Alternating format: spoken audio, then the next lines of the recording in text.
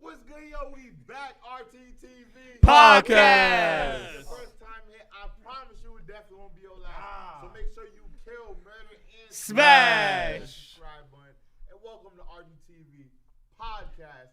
And today, guys, we have one of our favorite, biggest guests. The biggest. Last time you came here, we didn't have to say this, but we have to say big before you say his name, yo. Facts. Bigger and better. Traveling the world. Yeah. Mr. Worldwide, baby. Big Roger Bass, the GOAT, the legend. Yes, sir. For the dogs.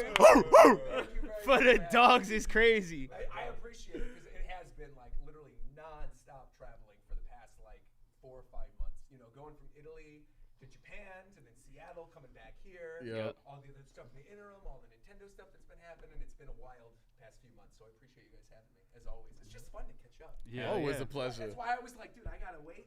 I don't want to watch any other One Piece reactions. I want to hear what they thought of Wano Country. We'll have a whole discussion about it. It'll be good. Yeah, beautiful. Yeah, thank you. Dan, you've been ducking me in Pokemon cards. Yup. And Dang. like, Super Smash. Super but Smash. Just because you go to the championship all the way in Japan doesn't mean you can beat me, all right? That's a fact. Talk that. All right. Talk that talk. I'm not about to pull a sniper wolf. I'm not about to dox where we all live. But I will say, had I been in that town, I absolutely would have faced you in the TCG, and I guarantee you I would have beaten you in the TCG. Ooh. Without a question of a doubt, I will destroy you. Big Oh. The biggest. Quick question: what's your meta deck right now in the Pokemon TCG? Rayquaza. EX. I mean, I'm not. I ain't gonna lie. I'm not hip to like the new card set. Yeah. So like, yeah. He looked at you like you was But give me like a trash. week and I'll be ready. At you like you rookie. Rayquaza EX. So Yeah. you don't have a Lugia EX deck with the Archeops? Or like Nah, I don't have like that. Pikachu, maybe? He don't got none of that, Roger. Maybe never will. Oh, Nah, you know why I Yo. know? I think he could beat you is because literally he wasn't this gully when it came to Super Smash. So He was destroying me in Super Smash Bros. Yeah. As of like Yes. 3-4 months ago. And when we did that Reverie Rumble thing, Yeah. not only did he take me out, he took like everybody out that was on it. that's my Nah, Wells. we did. It was JD dope. Legend was on there. Yeah, he Shout out was. to JD. Mhm. We had a lot of people, man. Yeah. 1 second before we get into this excellent content that we have here, Audience? let's just do a quick mic check. 'Cause- Really? Yes, Sirski. They're saying Rob, Roger, and Jerry's mics are Well, super like low. Okay. Low and not working. I don't know. It depends on who you're reading. Some say low, some not working. Mic check 1, 2. Of course, mine is working properly. The one and only. Big Mom is the Yeah. character. It might be the knob up top. they What? actually heard you. They actually heard you. Hold They on. actually heard you. Say what? Yeah, no, obviously, I didn't want to say You know, that. I'm starting to believe that you think she's the best written character in One We Piece. will get into it. If you want to do this. Oh no, definitely, we'll do this. definitely. No, I do not actually think she's the best. Oh, they're saying our mics are low too, so let's just speak a little louder too. That's fine. That's fine. That's good with me. You guys need me to yell? I'll yell. I know you got it right here in your diaphragm, bro. Talk directly into this. Yeah. Perfect. They might be trolling us. I swear. Yeah. This is about to be a loud ass episode. Someone said finally, we're good. Okay, cool. And everyone talked like directly into the tip of the mic. Hey, yo. Yeah, well, we got a lot to talk about today. So much to talk about. We got a lot of One Piece to catch up on, and I think this was meant to happen because this is a big week in video games drop release. Yes, sir. And I think one of the best games that's going to be Game of the Year is dropping. The game that you're going to be playing this weekend. You want to let them know what game it is? Super Mario Brothers Wonder. Okay. Nah, you killed that. You killed that. I'm not the new voice of Mario, though. So, You could You be. He almost said he wasn't fooled gonna do it no more, right? So Charles Martinet retired. Yes. And then the new guy was just announced a couple days ago. And he's really good. You can't even tell. I think people who are like hardcore Mario fans Can tell the knew little right away. distinction. Yeah, it's like he's got kind of a younger, sprier kind of voice. Whereas Charles Which kind of Martinet's works like- better, though, right? Yeah, exactly. Like I think the reason why they retired him was probably because they wanted to retire him while he was still good. Whereas like, Charles Martinet's been doing it since Mario 64. So like years and years and years. Yeah. And I think they probably just figured at this point, like, look, have him retire while he's still good at it. We'll bring somebody new in. He could sort of like train the new guy. Yeah. Because they said he's not leaving Nintendo. He's like apparently a Mario ambassador. That makes sense though, because he's been there for so long, so he could probably oversee and like be like there to like assist him on the way there. Like, because you don't want to get him when he sounds like a retired plumber. Exactly. Yeah. You don't want to have him when he sounds scratchy. Yeah. And I feel like one of his last things that he did was the Mario movie, right? Word. He did like side characters in the Mario movie. And Oh. Chris Pratt was the voice of Mario in the Mario movie. Yeah. But like Charles Martinet played Mario's dad and played like a bunch of other little side characters. And so I feel like that's probably a good way to sort of like culminate his job, right? Yeah. Like you start with Mario 64, you end with the first ever Mario movie. Like, I don't get better than that. yeah, exactly. Yeah. Like literally at your peak. So. What do you think they're gonna do with Luffy's voice then? Because Oh, when she retired? yeah. I don't know. I feel like she's kind of got it up she's there, getting right? up in Yeah. years, yeah. I feel like the thing with her is that, and it's probably just different in Japan versus like how voice actors are in North America. Okay. But I feel like they have been doing it for so long, either like Goku's voice actor or like Luffy's voice actor, all these kind of people, that I feel like they'll stick it out until the very end. Isn't that how it usually is? Because I don't really hear anybody about like retiring a voice. Usually like they pass Rick away. and Morty. Right? No, like it's almost with anime. I'm talking about anime. I'm saying with anime. Yeah, completely different right there. Because even with animations, I don't usually hear that. Yeah, like me and Jerry went to the Optimus Prime premiere for the last Transformers, and he has done Optimus Prime since like Back then? back then. Oh, I didn't know Nah, that. but he didn't do all. There were times where he wasn't doing Optimus Prime. So Yeah, he it's had like- certain series, but he's been doing it since he was younger. He was like, and he talked about how he got the job, and he's like, they just called me, and I come in, and I do the same thing every time, and and he's like, I could still do it now, and he was like an older dude, but they keep their jobs forever. Yeah. So I feel like it's kind of the same situation with Charles Martinet, where it's like, you know, they could have gone that route, but because he's an American voice actor and not in Japan, they're probably like, look, let's just, let's end it while we still can. But yeah, the game seems incredible. Like everything that I played at Nintendo Live was really good, and it's super imaginative. There's lots of playable characters, so I'm excited, and it's reviewing really well.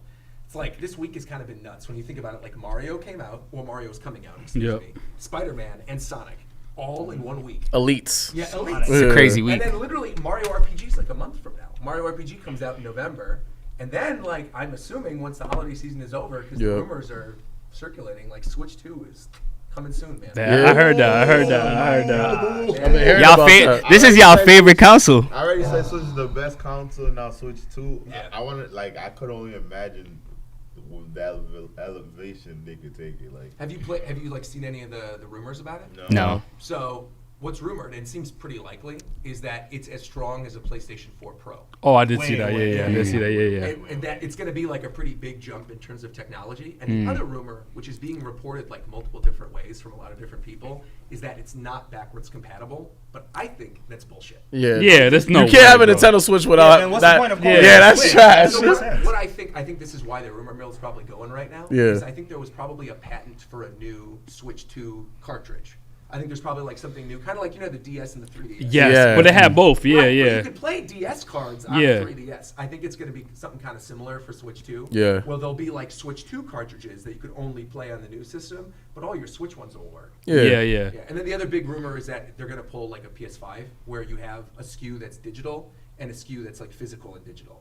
So I don't necessarily know if like maybe the cartridges won't work still, but on the digital only one for sure it'll be fully. Yeah. compatible. I mean, if you get the digital, you're straight. Like, Yeah, dude, you play all your Switch Yeah, games, you have a nation. yeah, Yeah. And that does make sense because I think Nintendo is the only system that hasn't done that yet. Yeah. Where they have a separate digital and a physical copy one. Right. I think they are the only one. They've done multiple SKUs before. They did that with the Wii U, Yeah. but like they haven't done it where there's a digital and a physical. Yeah. And I feel like this is probably the right time to do it. Yeah. And Switch is obviously so successful and everyone still plays on it to this day that Switch 2 out of the gate is going to be good. I'm Yeah. sure. Yeah. I don't think they gotta divert from like the look of it too far off. Cause I feel like since Switch 1 is so iconic, so mobile, that I feel like they gotta stick within that type of realm in terms of design, but just kind of elevate it to make it more a little futuristic type shit. The graphics. Yeah, I'm sure for your sure. Joy-Cons and controllers and everything. It's gonna be still work. yeah. Could you imagine like little Timmy gets a regular Switch for Christmas this year, and then like Switch 2 gets announced, and he's like, "Mommy, I want the new system," and she's like, "Well, sorry, like you have all these controllers and all this other stuff. It's not gonna work." Exactly. There's no way. Yeah. Imagine the Switch one says, "We can't afford it." You better trade in that Switch one. Trade it up. I bought you a Switch one. You better be lucky they're not Apple, because you would have definitely had to switch everything. Yeah, for sure. It would have been like, yeah, go get a new charger, go get this. They would have messed everything up. It's like, you want a new Switch? I'll give you a Switch. Let's go. That was a bar right there, yo. Roger basically the bar. I heard you got a couple bars though. He does. Yeah, I heard you got a couple bars, bro. It's not Pokemon Yeah, that's what I was gonna say. Pokemon Cypher 2023 on at your show, food. Yo. WDFA music, let's go. We out here. But I am not part of that, so we're good. This year. Okay. He's writing his bars in advance. Yep. Taking a year to write a verse. So much has happened since last year, since we last left off. Do you remember last where we left off with you at One Piece? Well, I remember where we left off at the end of that podcast, where we both agreed that Full Metal Alchemist is overrated, and I stand by that. Yeah. Wow, I forgot. Wow. And you recently watched it again, right? I Something did. like I that? gave it a chance again recently because I was like, you know what? Maybe I was too harsh. I'm gonna try Brotherhood again, and like, not to say it's not good. Obviously, it's objectively a good show, but it just doesn't click with me the same way that like a One Piece or an Attack on Titan does. You know. I could see that because I feel like it gets too much praise. Yeah. And I don't think it. No, bro, it's overrated. Nah, You know what I yeah. think it is? I think a lot of people have nostalgia for it. Yeah. Like they grew up watching it. It was one of their first anime, and so they really like it. But I think if a lot Full of Metal people- Alchemist, though? Yeah, it was Sure, always it was on. Yeah, Yeah, but Adult it's- Swim too. Like it was always. But nostalgia, I feel like One Piece, Dragon Ball Z, those are way more nostalgic than Full Metal no, but for Alchemist. Americans, I feel like. Oh, Yeah, yes. you know what I'm saying? Yes, yeah, bro. All right, cool. Yeah. I'm like, cause I wouldn't even pin that as like a nostalgic anime. Like that's not that. This is a dope. I really rock with that show. Don't get me wrong, but there's so many shows I feel like really hit the nail on the coffin when it comes to like every cylinder in terms of anime story and all that stuff. Especially now, I feel like anime has never been bigger than it is right now. That's a fact. And there's so many good shows coming out, new seasons of everything. JJK, I think, is just Fantastic. I take JJK over Full Metal Alchemist. He takes it over everything. Actually. Yeah, I was about to say, you pretty much pick it over Besides One everything. Piece. I gotta go You ahead. have a Takes over Marine everything. hat right now. Yeah. I literally said, I forgot what was the exact moment. It was in Wano and stuff like that. Something happened. I was like, this is better than Naruto. I forgot what it was. What, MJJK? No, Or you talking about One Piece. Remember One Piece? There was like a certain specific moment in Wano. I was like, nah, this is better than Naruto Shippuden. I will go on the record with something right now because you brought up Naruto, and I've been getting a lot of flack for this recently. Stop it, Roger. No, Stop I gotta it. say it. Stop it. No. You know where I'm going with this. All right, so Boruto. Okay. Okay, I don't watch the Boruto anime. We got Rogers basically the best mic. Here got we go. y'all. We're We switching make mics. sure we We're good switching right mics. now. All right, here's the thing. I would not recommend anyone watch the Boruto anime, right? Boruto anime is filled with filler. Just a couple little good fights in there, but for the most part, you don't need to watch it. The Boruto manga, Somebody did say that. the Boruto manga kind of slaps. Yeah, It's actually pretty good. Because you have the post time Yeah. skip right now, right? Right. So, I'm about to hit the post time skip. Okay, So I've been okay. reading it, and I think the thing with the manga versus the anime is that Boruto probably gets a bad rap because people are watching the anime and the pacing drags out, and they're like taking all this stuff to get through. But like by the time you're at episode 130 of the anime or whatever, it's like chapter 30 of the manga. So you can breeze through it. So I'm like almost caught up with the manga of Boruto, even though, and I don't even know where the anime is right now. I don't know if the anime is caught up to the time skip or whatever. But like where I just hit in the manga, dude, it's really, really good. Like I'm actually actively enjoying it. And I feel like I'm somebody who did not have the nostalgia for Naruto because we talked about this during the last time that I was here, right? Was that I had just finished my whole watch through of Naruto. And I enjoyed it and I had issues with it, but I liked it. And I feel like some of the stuff in the Boruto manga is hitting the same way that Naruto hit when I first experienced Wow. it. Yeah, it's Wow. crazy, man. It's really good. So, do you think that with Boruto coming back, in the animated, do you think that the same thing's gonna happen with the pre-time skip, with the post-time skip once it's animated? I think it depends. If they keep the terrible filler, then I think the same thing's going to happen and people will still trash on it. But I feel like if they actually take their time and go, no, we're going to make a season, right? Like do it as a seasonal thing. I think then it will slap, and I think people are going to like it. Why does that happen that way though? Like, why is it that like Money. Okay. That But, too. Yeah. but isn't it more? Oh, like they're trying to get more money, so they do fillers. 'Cause Yeah. I'm about to say, like, why would you do fillers? Because I mean, Naruto's like one of the big ones. You know, I mean, Yeah. like they always want to have Stretch it. something running for it, so they're trying to stretch it. But yeah, I don't know, man. But I would actually genuinely recommend it. And like, I know people hate on me for it or whatever, but it genuinely is good. Yeah, I heard people say that the time skip is better than the whole Naruto Shippuden. I That's- haven't even gotten to the time skip yet. That's what and I think somebody it's said. good. Somebody Yeah. just commented A that. lot of people say like, and I've been saying it's better. At the end of the day, if someone just gives you a guideline, these are the episodes to watch. Yeah. The anime is fire. Yeah. If you think about it. Nah, That it is is. definitely If true, we though. skip I the agree. filler Boruto, the anime sure. is good. Because Yeah, I yeah. feel, but I will say It's too some of the much. manga fights are better than the anime fights. I Wow. feel like because some of the anime fights they stretch out a little bit, but like some of the early fights in the manga, when I watched them in the anime afterwards, because my audience is like, "You got to watch the fights now. You got to react to the fights." I'm like, "All right, I'll do it." It was totally worth doing it. It's like the way. Which fight did you see? I did Ao versus Boruto, so I watched that one. So Ao versus, which is also crazy, like that they brought that character back and then turned him into something. Yeah, right. Momoshiki versus Naruto and Sasuke, which That is was probably the really best good, one. specifically in the anime. It's Thank really you, good. thank you for saying that. Thank Yeah. you for saying that. We Really actually good. was Yeah. debating about this the other day. He He's said talking about the fight between Naruto. he said and Momoshiki Naruto, versus Sasuke, and Momoshiki. Yeah. Yes. Yeah, it's good. Yeah, it was a good fight. Yeah, Right. It was the only thing is, if you experience that fight in the movie, it's not really as good. Yeah. The movie version of it like leaves some stuff out, but the anime version I thought was excellent. It's crazy. It was good. Who had the last blow? In the Momoshiki Naruto Sasuke fight was Boruto. Yeah. So what's wrong with that? No.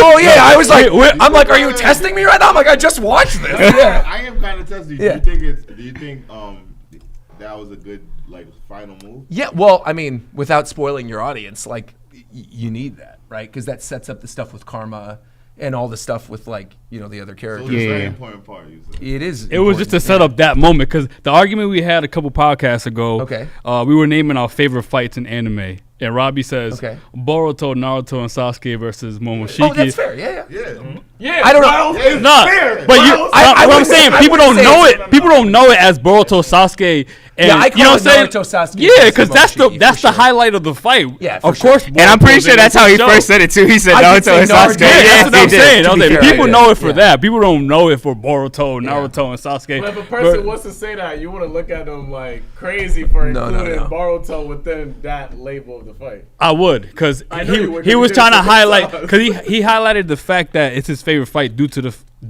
How it ends with Boruto's Boruto. contribution. Yeah, that's fair. I think that's totally fair. But that was the highlight of that fight was.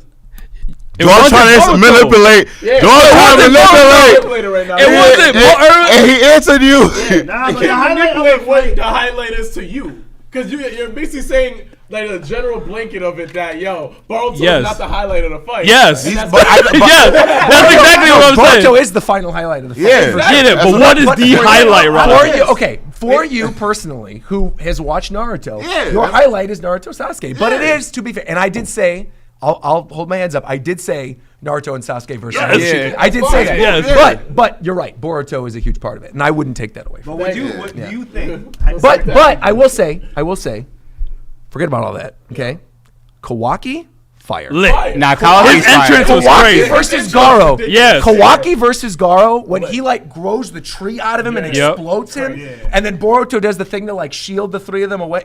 That whole thing was incredible. Yeah. Cold. Absolutely. And like knowing what's going to happen in the time skip, like I know that Kawaki and Boruto, because you see it in the first chapter, Yeah, you but know the they're clash. fated to meet again. There's Yeah. going to be a clash. Like I cannot wait to see that. And I promise you guys, when that happens, that will be the best foreshadowing in anime history. Okay, let's. That's It Cap. would. Can The I first ask- episode. It is. You know why? No. You know why? You don't think it would? Yo, you don't think the first moment we seen that's like the first part? Name a foreshadowing that was crazier. No, I feel like this. I show could right name here- one, but I don't want to spoil you. It's just a One Piece. This You show know what right I'm here. talking about. Yes. The manga. I can name a few right now. Yeah. Well, It's been going crazy. it didn't happen yet, so like I said, it's when it happens. Just remember, I said that time skip was so legendary, and when we see everything that builds up to it, remember Robbie on this day said that. Man, I mean, I think that's what made the whole Gear 5 thing so iconic, because of the foreshadowing of building up to him even being Joy Boy, like Joy yeah. Boy and all Oh, that yeah, stuff. yeah, like, yeah. what's up, man? Though, okay, Yeah, I let's. don't- While we're here, Yeah. could I sidebar real quick on something? because you said this exact phrase, and it's been something I saw thrown around a lot when that episode came out. Okay, you said iconic like Gear 5 was. Okay, I don't disagree. Gear 5's awesome. I love Gear 5, but the arguments from brain dead Twitter users saying immediately Gear 5 is more iconic than Super Saiyan. It's like, what are you talking about? I don't think it's Super more. Saiyan literally laid the groundwork for everything moving forward. Now, I'm not saying 25 years from now, when Gear 5 has been around as long as Super Saiyan is, that it can't become more iconic. But for people to argue right now, when Super Saiyan is such a huge part of the zeitgeist of the pop culture and has been like parodied to death across every type of media, music, movies, TV, anime, everything. To make the argument that Gear 5 is more iconic, I saw so many One Piece fans who were like in my mentions about it because I was like, this is a stupid argument. Why are we doing this? It makes it like, as a One Piece fan, I feel like it makes One Piece fans look stupid when they say something like that. You know what I mean? It's like don't say stuff like that just because you feel like you want to hype this thing up. Like, it can be hype. But just like the same way he was like Momoshiki Naruto Sasuke is going to be like top 1 of all the friends, No, let's take it back a little bit. So I agree. When you say iconic, I agree. Yeah. But I remember when we had the discussion about some of the best transformations, I put Gear 5 number 1. Now that I'll agree with. I love Gear 5. Here's the thing. Yeah. When you say iconic, that makes sense. But the reason why I even put Gear 5 as high as it is over all these other transformations is because it presented something to us in anime that we haven't seen before. I agree. A different they gave us like a cartoon aspect along with an amazing transformation, right? Yep. You don't expect that in transformations because we've never seen that, especially in big animes like Dragon Ball Z, Naruto, so on and so forth. Yeah. But you make a very valid point about being iconic. Yeah, because I think for me personally, if I had to say, I would say Gear 5 is my favorite transformation across all anime, period. But I would not be bold enough or naive enough or stupid enough to say that Gear 5 is already more iconic than Super Saiyan, because it's not. Exactly. And I think those words kind of got like mixed up on the timeline around the time that episode came out. And I thought the thing that was so funny and just a little like chef's kiss moment was that when you see Gear 5 for the first time in the anime, what's the first sound effect that you hear? It's the Super Saiyan sound effect from DBZ. And I was like, that right there is all you need to say. Wow. Because Toei obviously does both. Yeah, exactly. And so they play like the little, I can't do it with my voice, but like the pew, that sound. They play that for the first thing when you see Luffy rising up for the first time. And to be iconic, doesn't that like kind of come with time too? Of course, that's what I mean. You know what I mean? Like, that's why I'm saying like 25 years from now, if we see rappers doing like versions of Gear 5, like laughing and doing the pose or whatever in their music videos, or we see like other anime or cartoon shows or whatever parodying Gear 5, of course then you can make that argument. But again, it's like you need 25 years of that to live on before you can actually... Yeah, it's like when you first listen to an album and you say it's a classic with day one. It kind of takes time to build that and mature. Exactly. I'm not gonna lie to you. I kind of do agree with that statement though, because the reason why I think it's already more iconic is because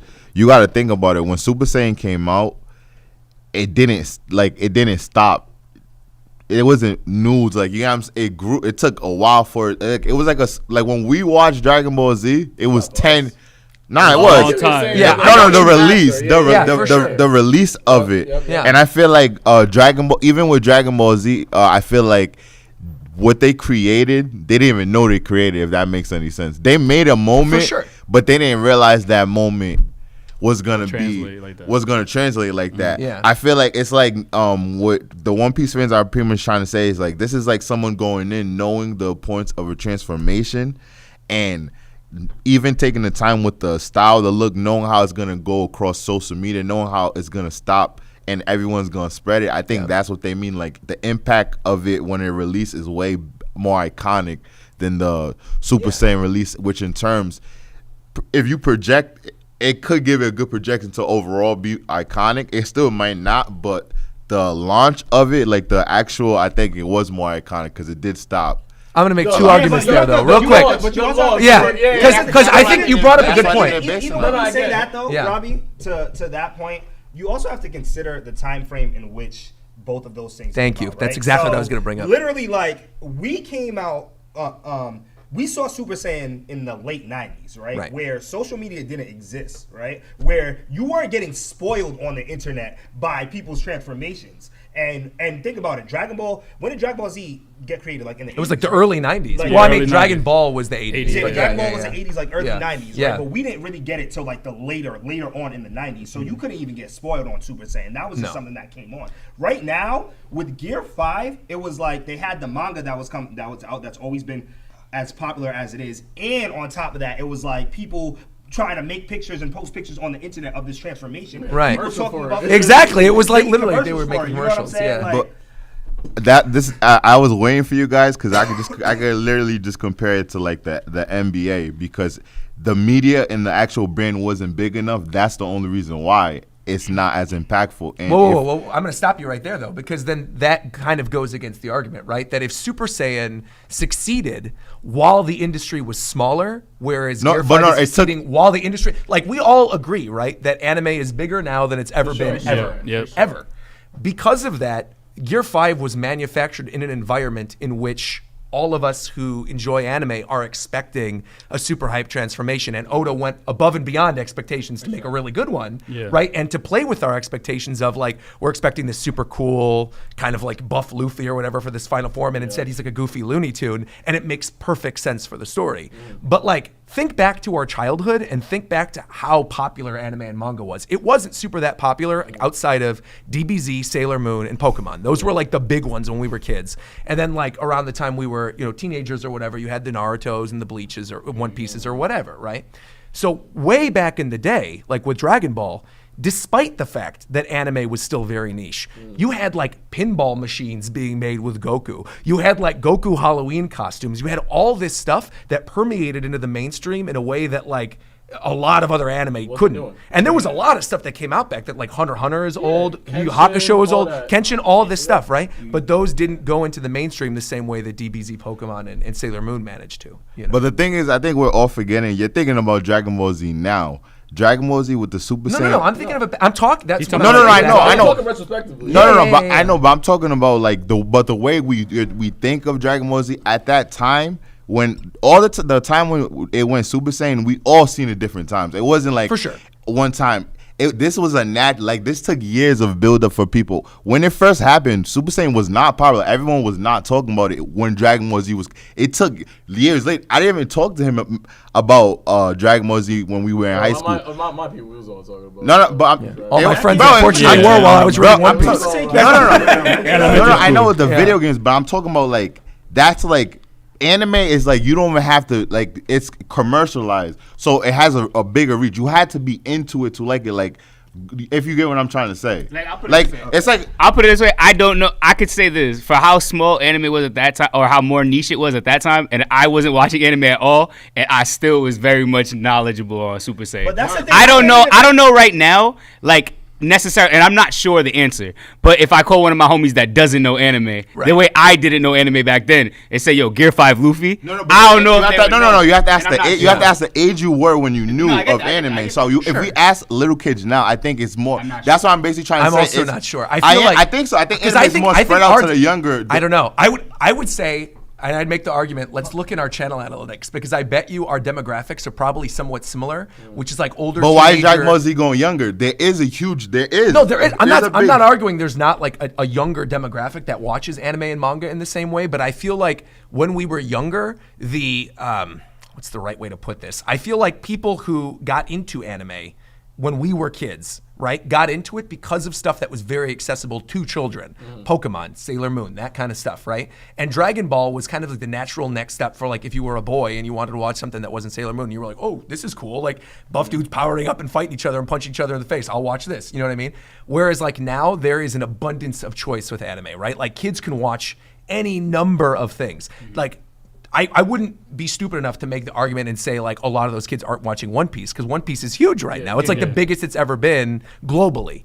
But that's why they went younger though. That's why I'm saying like One Piece got bigger because it never stopped and it kept getting younger. But I think the argument that the audience got younger, like I really don't think that's the case. I think it's just that anime became more mainstream and more that now accessible. people of all ages are watching it. Like, you have my parents watching the live action One Piece right now. Like, they literally are texting me like, man, Luffy's really cool. Like, watching the live action. So you don't think there's more little kids than when we were younger watching anime now? Oh, no, I do think there's more little kids. And that's what I'm saying. But that goes back to mine, yeah. But that's what I'm saying. There's a larger audience watching now, so that's why it's more iconic. When Super Saiyan, like, you knew of it, but you wasn't watching it. There's people, you would have been watching it if you were now. You get what I'm saying? You heard of Super Saiyan. I think in terms of like social media, you can know about it and not watch it. Yeah. And I think social media does do that a lot nowadays. No, but I think with clips and things, you've seen it, where there wasn't clips back then where it was going on. But it was commercials, and there was only a few channels that you can flip through, so you're going to see Super Saiyan. Yeah. Like, there wasn't WB or Cartoon Network. Like a viral media, like content-wise, you could spread media way more than ever before. Like, that's a proven fact. And I'm saying there's more ways of watching. Because there's more. We didn't have all these multiple ways of watching anime. There's so much. So you don't realize how much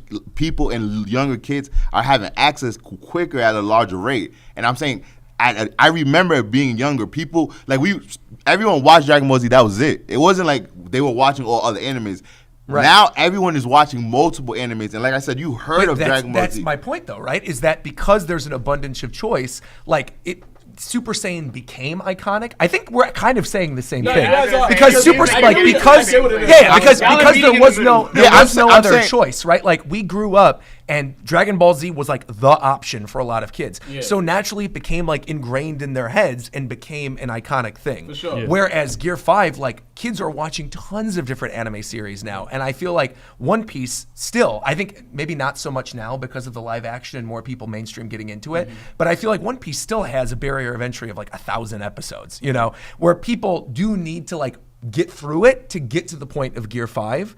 And there could be definitely an argument being said of, like you saying, you know, little kids are watching clips of Gear 5 or commercials of Gear 5 or people whatever. are binging shows, and kids are watching more TV and streaming more than ever. Oh, for sure. So that's why it's like it's easier for them to watch 1,000 than where when you were younger it was like watching 1,000. But I think your point, right, goes back to kind of what I said earlier with, like, I think it's going to take time to see those kids grow up and like watch those kids produce media, like grow up to like make music videos, make TV shows, make movies, to then see like how much Gear 5 has resonated and to see like what other things it's influenced, right? Like, if 10 years from now or whatever, you've got a 10-year-old right now who's watching One Piece who like remembers Gear 5, and suddenly that kid is like making a short film or that goes viral or like a movie or whatever, and there happens to be like a Gear 5 reference in it, or like there's a rapper who makes a bar about Gear 5. Yeah. You know, like, that's when it's going to start like permeating, I think, into like the mainstream, and that's when the, I think, argument can be made. It's about timing, honestly. Yeah, for sure, 100%. Like the timing of instantaneously, Gear 5 was iconic. Yes. While Super Saiyan, it took time for it to become iconic. Right, which is why when the argument was being made that like Gear 5 was already more iconic, that's when I was like, okay, let's take a step. Yeah, it is, for sure. The of Gear 5, for sure, off the rip, is iconic. Right. And the release of it is more iconic than Super Saiyan, because at the exact moment, the inception of Super Saiyan, because we have social media, right? We have social media. Everyone's finding out about it at the same time. Yeah. Like, the moment of entry in which it's going into people's brains is exactly the same across the board. Whereas, like you said, when we were growing up, like I said, this is why I think we were saying the same thing. Is like when we were growing up, Dragon Ball, right? Like, people were getting into it at different times, and there was also the only choice of like, that's the anime you watch, you know. So whereas now there's so many shows. And now, do you think it's harder because of that, though? Do you think it's harder because there's like, and then like, there's like 5 gears, right? Yeah. So like, there's how many Super Saiyans are there in general? Just there's a lot. So like, I would argue, so like, Gear 5, wouldn't that have to be like that particular gear is more iconic than Super Saiyan in general? Is that what that would, you know what I mean? I don't think you're going to see kids in 15 years being like, Gear 4 is the coolest power up ever. Like, you know what I mean? Like, I think there's a variation in terms of the gears and like their status as an icon thing. I think Gear 2 is probably the most popular after Gear 5, right? And then Gear 4 had multiple different forms. You had Snake Man, Tank Man, Bounce Man, whatever. But like, we haven't seen Tank Man again. Snake Man's kind of cool, you know, with like the look of it. Yeah, it's cool. But now it's kind of just become like a lead up to get to Gear 5. It's like now one of Luffy's things. Like, before it was this whole big thing, and there was like the setup of, oh, he can only do Gear 4 for a certain amount of time. Like, think back to Dressrosa. Right, when like he does Bounce Man and then literally like runs out of power and he's out for 15 minutes. Exactly. Yeah. Right. So do you think that at a certain point in time it could become more iconic than Super Saiyan? Yeah, of course. Yeah, that's never been the argument. I think like that 25 years from now, when we have this conversation could be way different. I don't know, man. Dragon Ball Daima is coming back. You know what I'm saying? That's what I was gonna compare, because that's why I'm saying I feel like all anime creators right now or franchises are realizing if kids are taking in so much more content. That's why I even feel like Gear 5 they made it so cartoonish because they were targeting a different audience, and I think they're getting that audience. And I feel like Dragon Ball Z Daima, I seen the Dragon Ball Z last anime that I seen, the style of it was targeting kids, and then Daima's coming out so I feel like it's a reason why they I feel like we're gonna see anime, a lot of genres of anime try to take, I'll say, the Pokemon route. Try to take the Pokemon audience. Yeah, Bleach isn't getting it. But you never, depending on what money is, I don't know, man. I'm just saying. I would pay good money for a Looney Tunes Bleach, bro. That would be hysterical. If there's a lot, Bugs Bunny, Bankai, and stuff would be incredible, dude. I love it. I'll abandon Bleach. Because I think I realized there's a style of there's a style that I like watching, meaning I won't watch it unless it's this type of style. Yeah. So I feel like maybe with kids it's a type of animation that maybe Dragon Ball Z Daima is targeting that is more appealing to them. If that maybe kids. I feel like small size sure. though, that's why. Yeah, I was gonna say that's why during the Cell Saga they made the main emphasis Gohan, so kids could kind of relate to what they were watching. So I think that's what Dragon Ball Daima is trying to do with that. And there's a good point. I saw someone in the chat saying to stop crediting Toei for Oda's story, and I think that's also an important thing to note, right? Is that I feel like Oda, when creating Gear 5, I think he's even mentioned this in interviews, is that he said specifically he wanted to create a power up, one that no one else has ever kind of seen before, and something that brought back that feeling of goofiness and fun that you don't really get out of these endgame fights in any anime. That's ever. True. That's it's true. always super serious, life or death, whatever. Meanwhile, again, without getting into spoilers, but the fight that just happened in the manga, right? Okay. Luffy versus a certain character, some of that stuff was wacky. Yeah. Actually wacky. It was. And it it even translated, I think, even to the other character that was fighting, in which he's doing things where you're like, what? I never would have expected a situation in which this guy is doing this. And meanwhile, he's looking goofy while he's saying it, and I think it's kind of changing the landscape of what these final fights could look like. And that goes back to what you were saying, Rob, about the idea of maybe that's going to be the impact of Gear 5, right? Maybe the impact of Gear 5 later on down the line is these creators being you know what, we can get goofier with it. We don't have to be serious. Exactly, yeah. But I think with an anime like One Piece, because of how it's been presented to us from beginning to end, I think that you could do something like that. Do you honestly think with animes in the future, right, do you think that they'll be able to pull that off as good as One Piece, or even be able to pull it off, period? You know? Yeah, I mean, I would never say never. I think there'll be other things to be able to pull stuff off. I think there's always good anime coming. Yeah. Whereas, if someone would be able to pull it off like One Piece, probably not. Yeah. Because, again, One Piece has thousands of episodes and chapters leading up to it. Exactly. That's been the culmination of literally 28 years of this being a thing. Yeah. So it literally felt like when we saw Gear 5, it's been thought of since the beginning, right? Yeah. It felt like it was a whole build, especially with the live action coming out at the same time. Yeah. The stuff that's been happening in the manga. Film ready. Yeah, right? exactly, exactly. So there's been a huge build up for a moment like Gear 5 to even happen. I think that's why it was so big. Yeah. Especially with what it brought to the story too, with the whole Joy Boy and the whole thing that. I think that was huge, especially because I don't think there's any anime that's better at that foreshadowing than One Piece in general. I mean, and even thinking back to the Sun God stuff, right? They referenced the Sun God all the way back in Skypiea. Yeah. Which again goes back to that thing, those idiots who are skipping Skypiea. Stop skipping Skypiea. I didn't even know that was the thing. People were skipping it?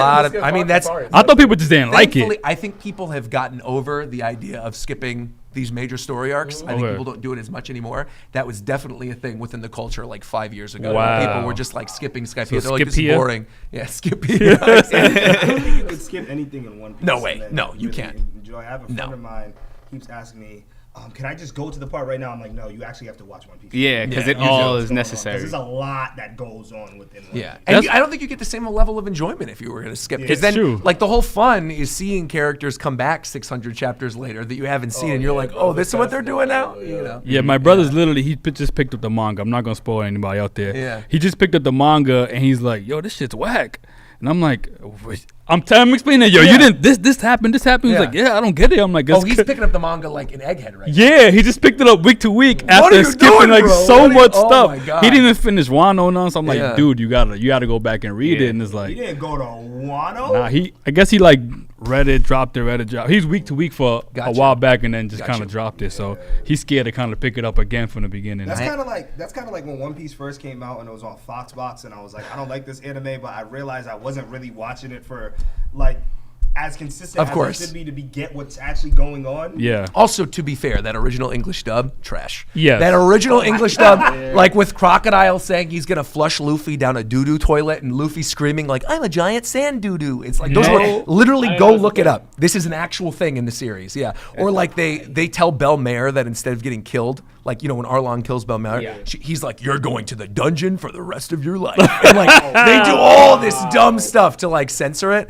Obviously the iconic Sanji lollipop instead of the cigarette. Like there's a lot of stuff they changed. Wow, it's crazy. I never noticed that. Yeah. And there's a lot of stuff. Or like even the second episode, right, with Helmeppo and Kobe. Mm-hmm. Like Helmeppo obviously holds the gun to Kobe's head, and like the gun in the 4Kids version has a little hammer on like a thing attached to it. So it's meant to be like a goofy weapon instead of being an actual gun. Wow. Yeah. That makes a lot of sense because I remember watching the early dub, and I hated Luffy. I hated Luffy, and I hated Usopp's voice with a passion. Well, yeah, where Usopp's voice was like this. It was just like, why did and they sound Sanji like was like, Sanji had the Boston accent. Yeah. Luffy was just like, wow, it was just, whoa. Why did he king of the best? Right. And I'm just like, why are they talking like that? Right. Yeah, so you said that Gear 5 was your favorite transformation, right? I think so. So would you say, even though it was your favorite transformation, that was the best fight in Wano?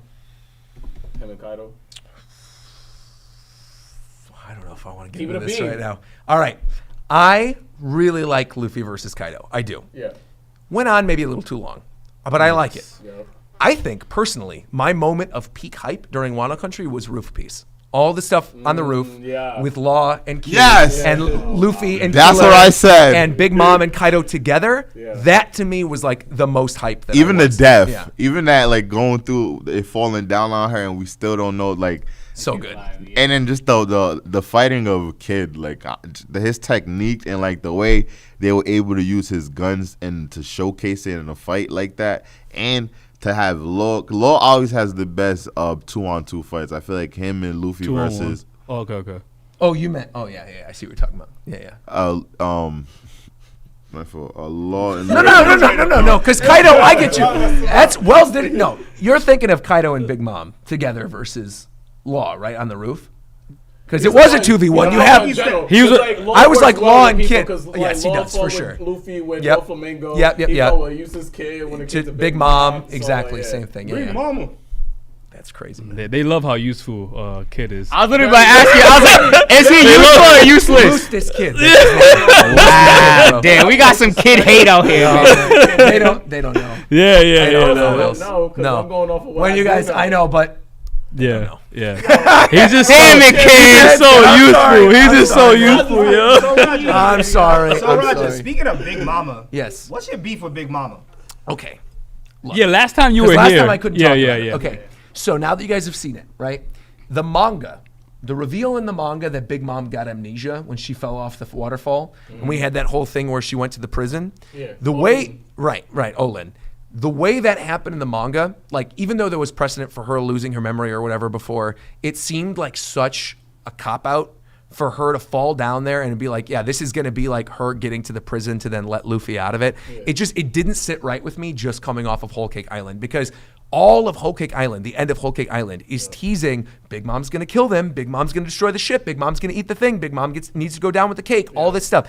To like then kind of tease it again, because she's going to get her memory back, she's going to want to fight him again. It was just like, because we had all of those teasers, and again, this was made worse in the manga than it was in the anime, because you guys were going week to week, one after the other. In the manga, when you're going through that at the end of Whole Cake, and then you get to that moment with the amnesia, and I know I'm not the only one, like King of Lightning felt the same way, there were definitely a lot of other people who felt the same way.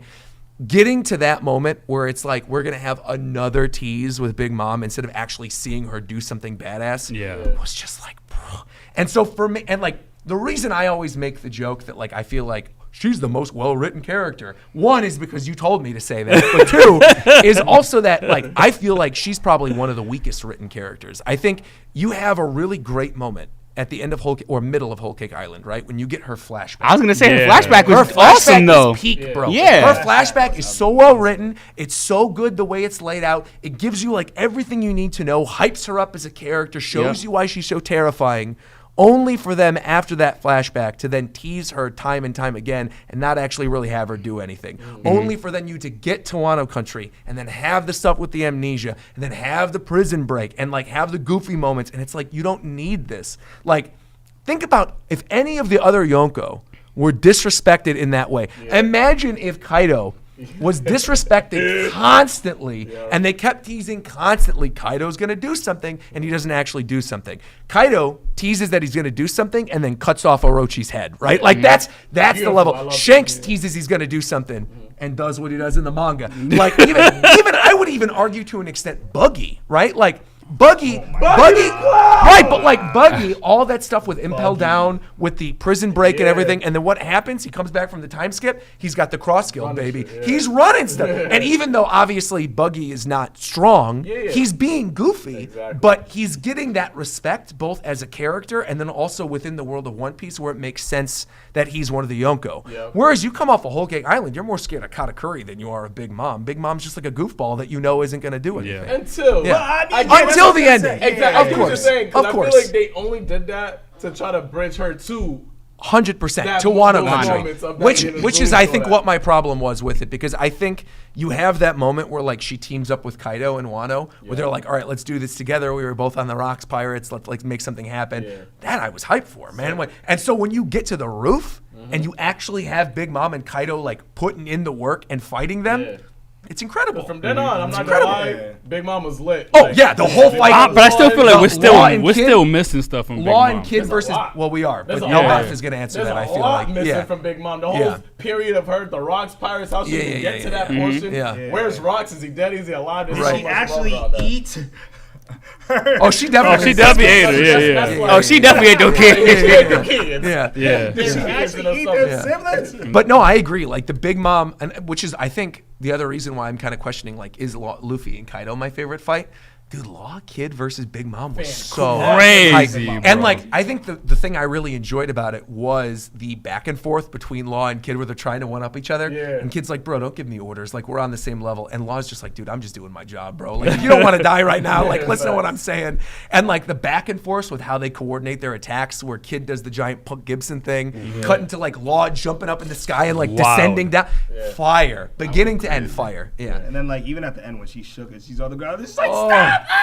And she's like, curse you, Law, curse you, Kid, I'll be back one day. And you know, like, I don't know about you guys. I think she's coming back. Like, I told you. I don't think she's dead. I was hoping she's dead, but especially because of her power. Like her whole power is that she can inject stuff with souls. Like if she's just in a bunch of lava, you throw some. We've literally seen her do it with water before. So she could just throw a soul into some water. I mean, throw the soul into the lava or whatever and get out of there. You know. So, I think for her and Kaido. Kaido, because sure. like we still don't. Brago said this. He was like, we just seen Kaido turn from a little kid to a medium kid, and now he's a big dude. You know what I'm saying? Like, So, but I think so much of that, right, is tied to the God Valley flashback. And tied to like the stuff with the rocks. Like when we get to that, that's I think when it's going to be fleshed out completely. But I do feel like by the end of the series, I think Big Mom and Kaido will go down officially. Like I don't see them. I don't see them surviving the end of the final war. But I do think they will come back for that as like as villains or like I think fake Big Mom specifically. I explained this a little bit on one of the episodes of Japan Time we did recently, but like Big Mom, I see a situation with her instability and like her mental illness where she loses it. Like I think when she realizes that like she actually ate the kids and ate Mother Carmel, she's gonna break down and lose it. And like I definitely see a situation in which like you think about the awakening of certain powers that we've seen of other characters. Big Mom's soul awakening is going to be wild. Like, imagine her just sucking the souls out of thousands of people immediately, powering up, right? And then it maybe being too much for her. And then, like, when she finally exhausts herself, her soul literally leaves her body. Like, that kind of thing. Why did she do that? Right. Well, because again, she's like not in her right state of mind. She's crazy. Is what I'm saying. I think like because it's been set up in the story that she has that mental instability, that I could see a situation in which she does something absolutely crazy with her soul power, and then maybe accidentally even kills herself in the process. Wow. Could she Kirby Kaido? Could she what? Could she curb beat Kaido? I feel like could she eat him and take his powers? Oh, I mean, Like could Kirby. she take her soul? Oh, Kirby. Oh, I thought, I also heard. I thought you meant curb beat, like she takes him out in the curb and beats his. Yeah. I was like, I don't know. I have to think about this. Kirby. Yeah, But Kirby. Yeah. It seems as if that's something that anybody could do because, like, remember, Apparently, it seems because Big Mom ate her mother or whoever that Mother was. Carmel, Mother Carmel. Yeah. Mother Carmel.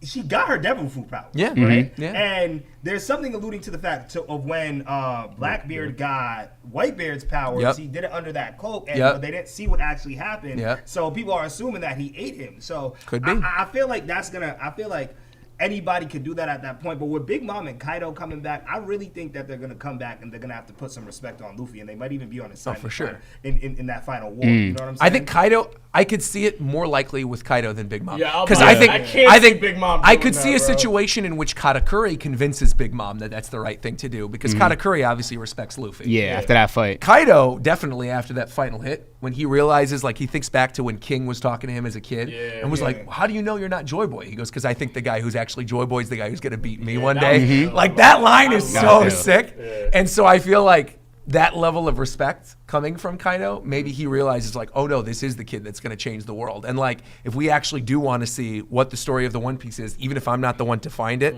we got to help the kid who's got the best chance to do it. You know what I mean? Now, question for you. I don't know if you can answer this question because I know you read the manga. Oh yeah, of course. But we had this conversation. How strong in the One Piece verse do you think Akainu is versus a lot of these other people? I think people sleep on Akainu. I think so too. I think people sleep on Akainu. I think so too. I think I don't know what the full layout of power levels or whatever is in terms of the story right now, but Gear 5 kind of threw a wrench in all of that because now, wait, if you just get these ridiculous the power powers, I feel like now. anyone could kind of do anything at this point in terms of like the big players that are left. Yeah. Akainu I see as like one of the final villains, man. I mean, really, that's what I he's said. got to be involved. Yeah. But that's what I was saying. You also have to put under consideration he and Aokiji fought on a whole island and they decimated it with their powers, leaving it like in an icy and volcanic wasteland. Like how can you say that he's not gonna be back? I will say he's gonna kill Garp. This. He could kill Garp. He's gonna kill Garp, and that's gonna make Luffy go crazy. Maybe nah, that's what's exactly gonna happen. Luffy's gonna fight him for the final fight. See, what I think is gonna happen in 2078. I would love for Luffy to fight Akainu, and I think they have to have an exchange of blows. I kind of think Akainu's final opponent, because there's gonna be so much going on in the final war, I kind of feel like it's gonna be Sabo. Because if you think back to the stuff with Ace, right? And the way that Akainu was like, dude, your firepower will never be able to beat my lava. Like, it's never going to happen. Give it up, whatever. All the stuff that he was saying to him. I feel like Sabo could kind of have a moment as, like, especially like second in command of the Revolutionary Army, right? Like the guy is super strong as is. And I could almost see a situation in which we kind of get like a mirror of what happened in Dressrosa, where, you know, Luffy says to Sabo, like, I believe in you. You're my brother. I trust you. Go get the fruit, and let's do this for Ace. And he leaves it up to Sabo. I could almost see a situation in which Luffy starts his fight with Akainu and is about to take him down, and another player comes into it, and then Sabo's there, and he's like, dude, I have to take care of this, but I believe in you as my brother. Live on with I love Ace, that one. do this. Yeah, I love and then that. You have Sabo. Like, I could literally visualize the panel now where you see Sabo doing like a Hiken, and you've got like the ghost of Ace behind him doing it with him. And it ends. Break next week. Yeah, exactly. Yeah, and I think there could really be a lot of emotional impact there. So I do think that Sabo's probably going to be. I need to find out what happened to him. Nah, I need it. Yeah, right. He's presumed dead right now. Oh, for you? Yeah. Wait, where? Is he still presumed dead from that whole altercation that happened from the referee? Correct. Oh, I thought you meant like you didn't know he was coming back in Dressrosa. I was like, bro, how? No. I understand. Oh, right. Presumed dead from the referee. Exactly. Correct. Obviously, he's not. But propaganda's, going crazy right now. That I will say, and you can attest to this, the stuff with Sabo coming up, Crazy. it's good stuff. Would you say that the current arc is potentially one of the best arcs in One Piece. Okay. Yes, What's the name of it again? Egghead Island. How would you rank that name? Among like all the other story arcs? Yeah, I think Wano might have the best name. Oh, you mean literally the name of the story? If you heard it, like, and you like, He said what?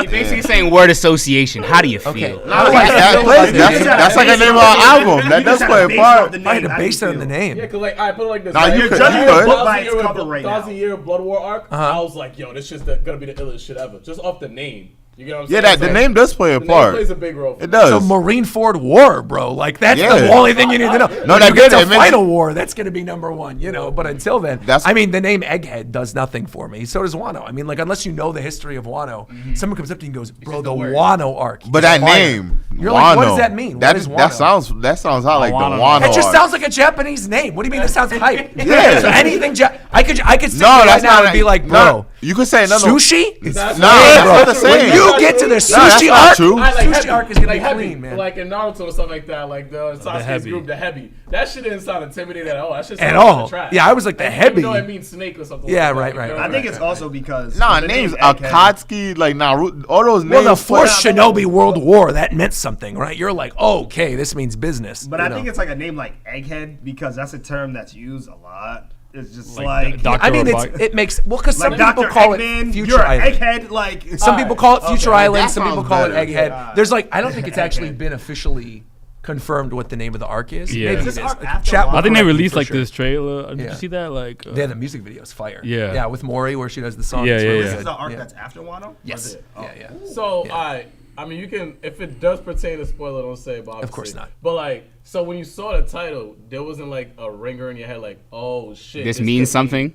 That No, person. because when you get there, like when you get to the island, right around the time when you even find out the name, you know the purpose for why they're at that island. Okay. Like you know right away, this is their goal. Yeah. This is who they want to meet. This is who they're after. Yeah. And so like, it is kind of weird that they just didn't call it the his name arc Yeah, yeah, versus yeah. like the Egghead arc. But I understand why they're doing it because Egghead's like where this incident is going to happen. Vegapunk.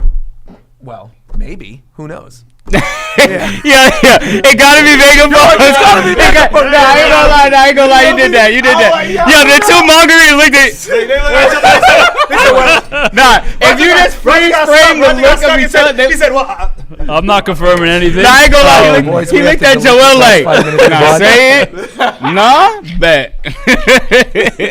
Yo, I've been waiting for it, bro. That's We've been talking about Vegapunk for that so is damn one of the long. most teased characters in the history of anime, my guy. We have to just stone face this whole conversation. yeah. now. I don't That's what I'm know. saying. Because Yeah. that's the dude we heard since the precipice of One Piece. Of course. And now we at a point where we still haven't even seen a visual. We've seen his lab. That wasn't even his official lab. That was his old lab on Punk Hazard. Yep. We're hearing about these new experimentations that Fujitora was Correct. over here saying, like, yeah, this could basically substitute the warlords. All this about Vegapunk, but where the hell is Vegapunk? We don't know nothing Yeah, I don't about know what the hell nobody. you I don't know talking what about. you're talking And that about. name is fire. Dr. Vegapunk Vegapunk. is a good name. That's a fire ass. Because you name. got Vega, who's a great character in Street Fighter. You got Yes. Punk, you already know what that means. Come Instinctively, Vegapunk's fire. That's a good name. Yeah. I'm gonna name my kid that.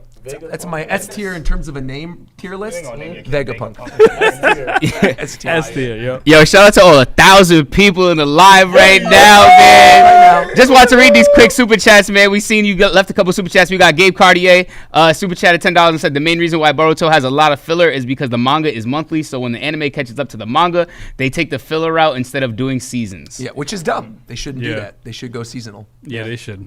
I agree. The quality of the anime will be so much I got better. you.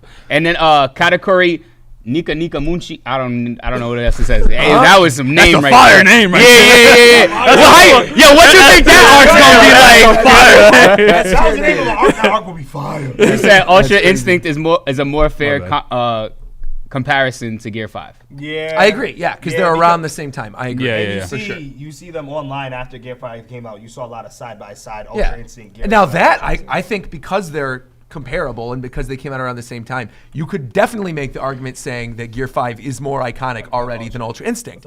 Because people talk about Ultra Instinct and it was obviously part of the movie and it was like a big thing within the fandom. But realistically, it's not like something, there's been so much other stuff that's happened now. There's like Super Saiyan God stuff and all this, where it's like, it's just one of many power-ups. Whereas I feel like unanimously across the board among One Piece fans, people are like, Gear 5 is probably like the best of the gears. Like, it's really cool. And also with Dragon Ball Super, we haven't gotten anything from it unless you read the manga. Right. We haven't gotten anything animated from it since the Tournament of Power. Since Ultra Instinct. So we don't even know the ins and outs of it, because when Ultra Instinct happened, it was like, all right, he kind of did this willy-nilly. Yeah. You don't even know how he did it. You know what I'm saying? So it's like we don't even have much to work on with that. But agreed. The manga is fire, by the way.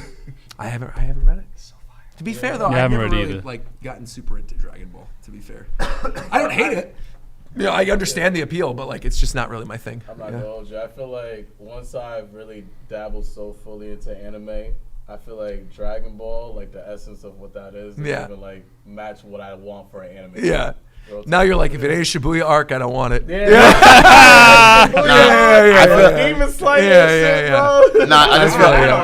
I just feel like it's more of a week to week thing.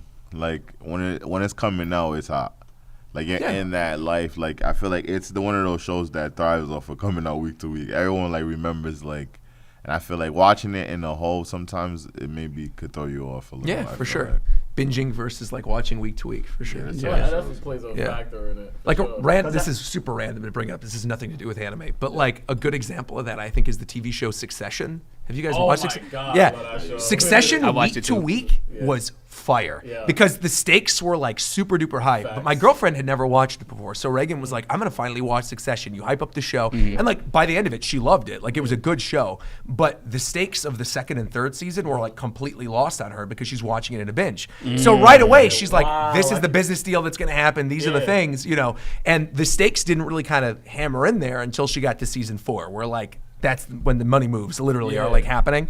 And so I feel like, there's definitely an argument to be made that like enjoying something week to week versus enjoying something on a binge could give you completely different experiences. For sure. To the point where like for us now, we're manga readers of One Piece. We're reading it every week. We have to like dodge text spoilers on Monday to then react to the chapter later in the week. And like that's such a huge part of our reactions that then like you have to just not be part of the community in a weird way. Yeah, you have be to like I got to put my mutes in place. I can't interact. I have to like have certain accounts muted. You know, and I literally got spoiled like on some JJK stuff. And did you read the manga? That of course. Yeah, okay. I was so mad I had to Yeah.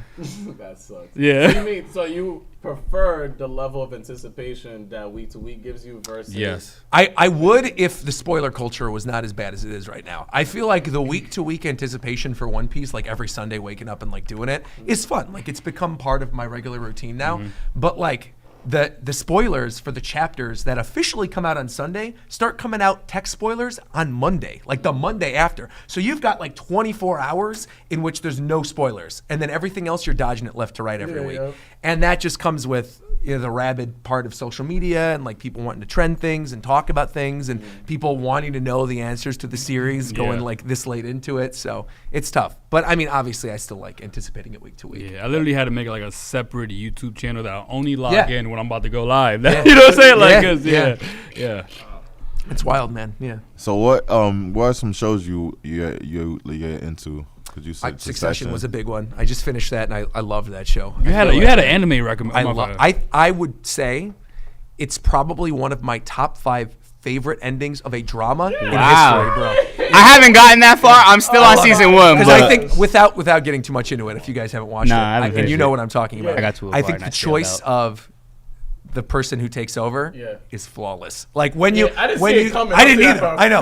Yeah, and I think like especially when you know, and I gotta like be careful about this, like the history of the name of that character, and like what that actually meant for like real life history, and like I don't know that. I gotta We'll talk about it off camera. Okay, cool. But like that I thought was really good. I think where everyone ends up perfectly matches to like their own personal hell. I get you. But I think that's how my girlfriend felt. She's like, but I followed these characters. Like I want happy endings for everybody. I'm like, this ain't that kind of show, honey. Like really you're not gonna get a happy ending for all these characters. But no, I mean, I loved it. Yeah, I feel like the way it wrapped up. Yeah, for sure. So I mean, I wasn't happy with where certain characters ended, but I thought it was brilliant where they ended up and how they wrapped everything up and built it. And I just think that like the writing on that show is so good. It's impeccable. And the acting is incredible. Like there's a scene later in, I think it's like season 3, where there's these two characters talking, and you're gonna know the scene I'm talking about right away, where these two characters are talking in a parking lot. And they're having a back and forth discussion, and this guy goes,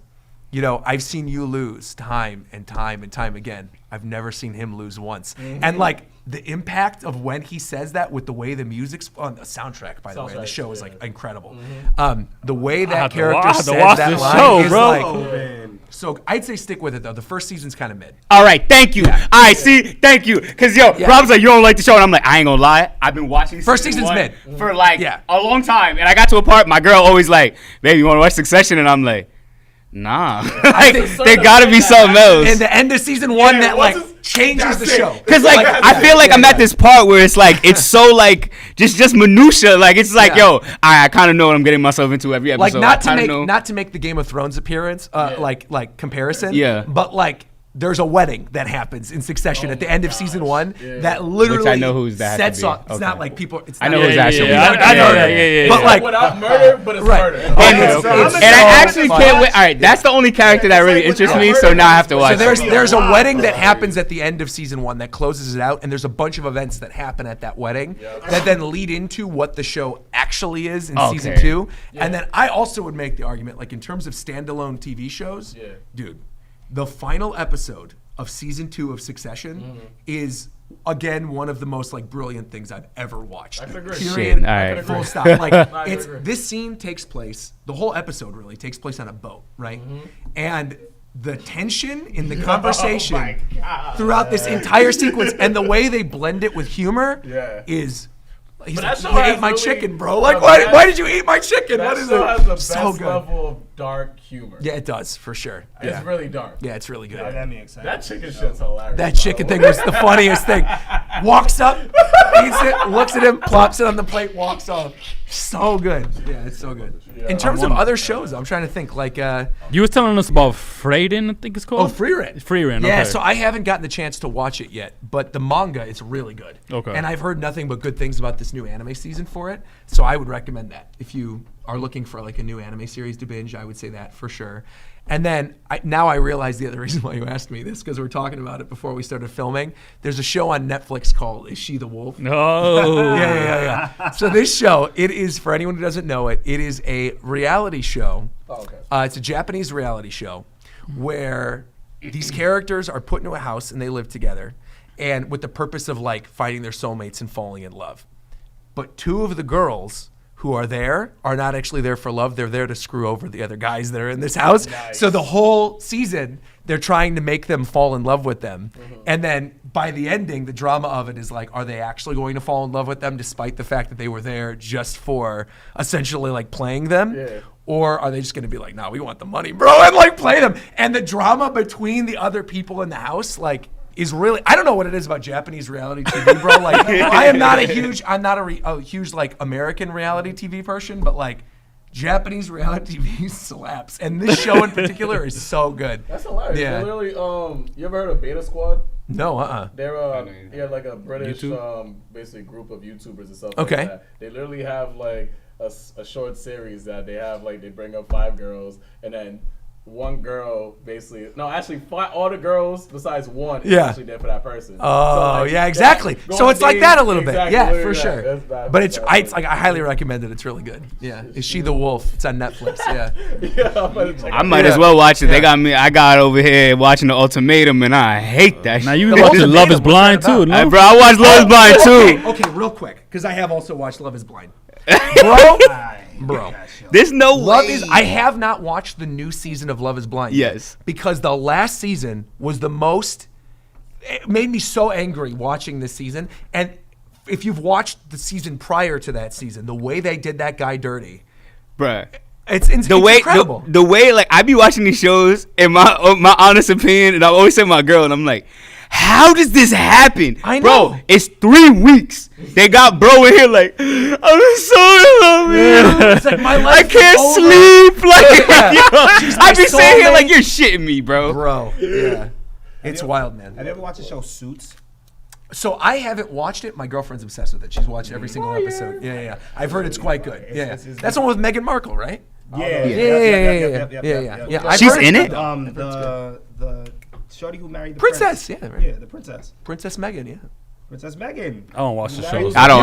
Princess Megan is a person who married the prince in England. Prince Harry. They don't even live. They abdicated from the family. They live in L.A. Oh, I know you're talking about. She lives in L.A. now. Yeah, Rachel. Oh, Rachel. I'm like,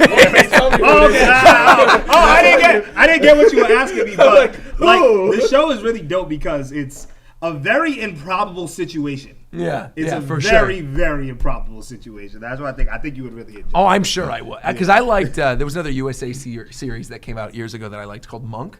Okay. Monk was fire. Yeah, Monk is great. Yeah. And it's like the same production company that does it, and I liked Monk, so I'm sure I would like it. That's why I like it. Yeah. And talking about TV shows, movies. The last time we seen you, we didn't see a lot of One Piece movies, and it was Pat. What was one of the best One Piece villains that we've seen? Huh? In a One Piece movie. Z, the dude. That movie itself is one of the best. And let's debate what's the best One Piece movie. Keep it a bean. I think it's Z, to be honest. Yes! I think it's Z. Wow. I think we talked about this last time. I also really like Film Gold. I think I like Film Gold too. I said that. I like Film Gold. You gave us the copy, remember? I gave last you guys time. the copy. Yeah. I was here, exactly. Film Gold to me, I like because it's more playful and more goofy.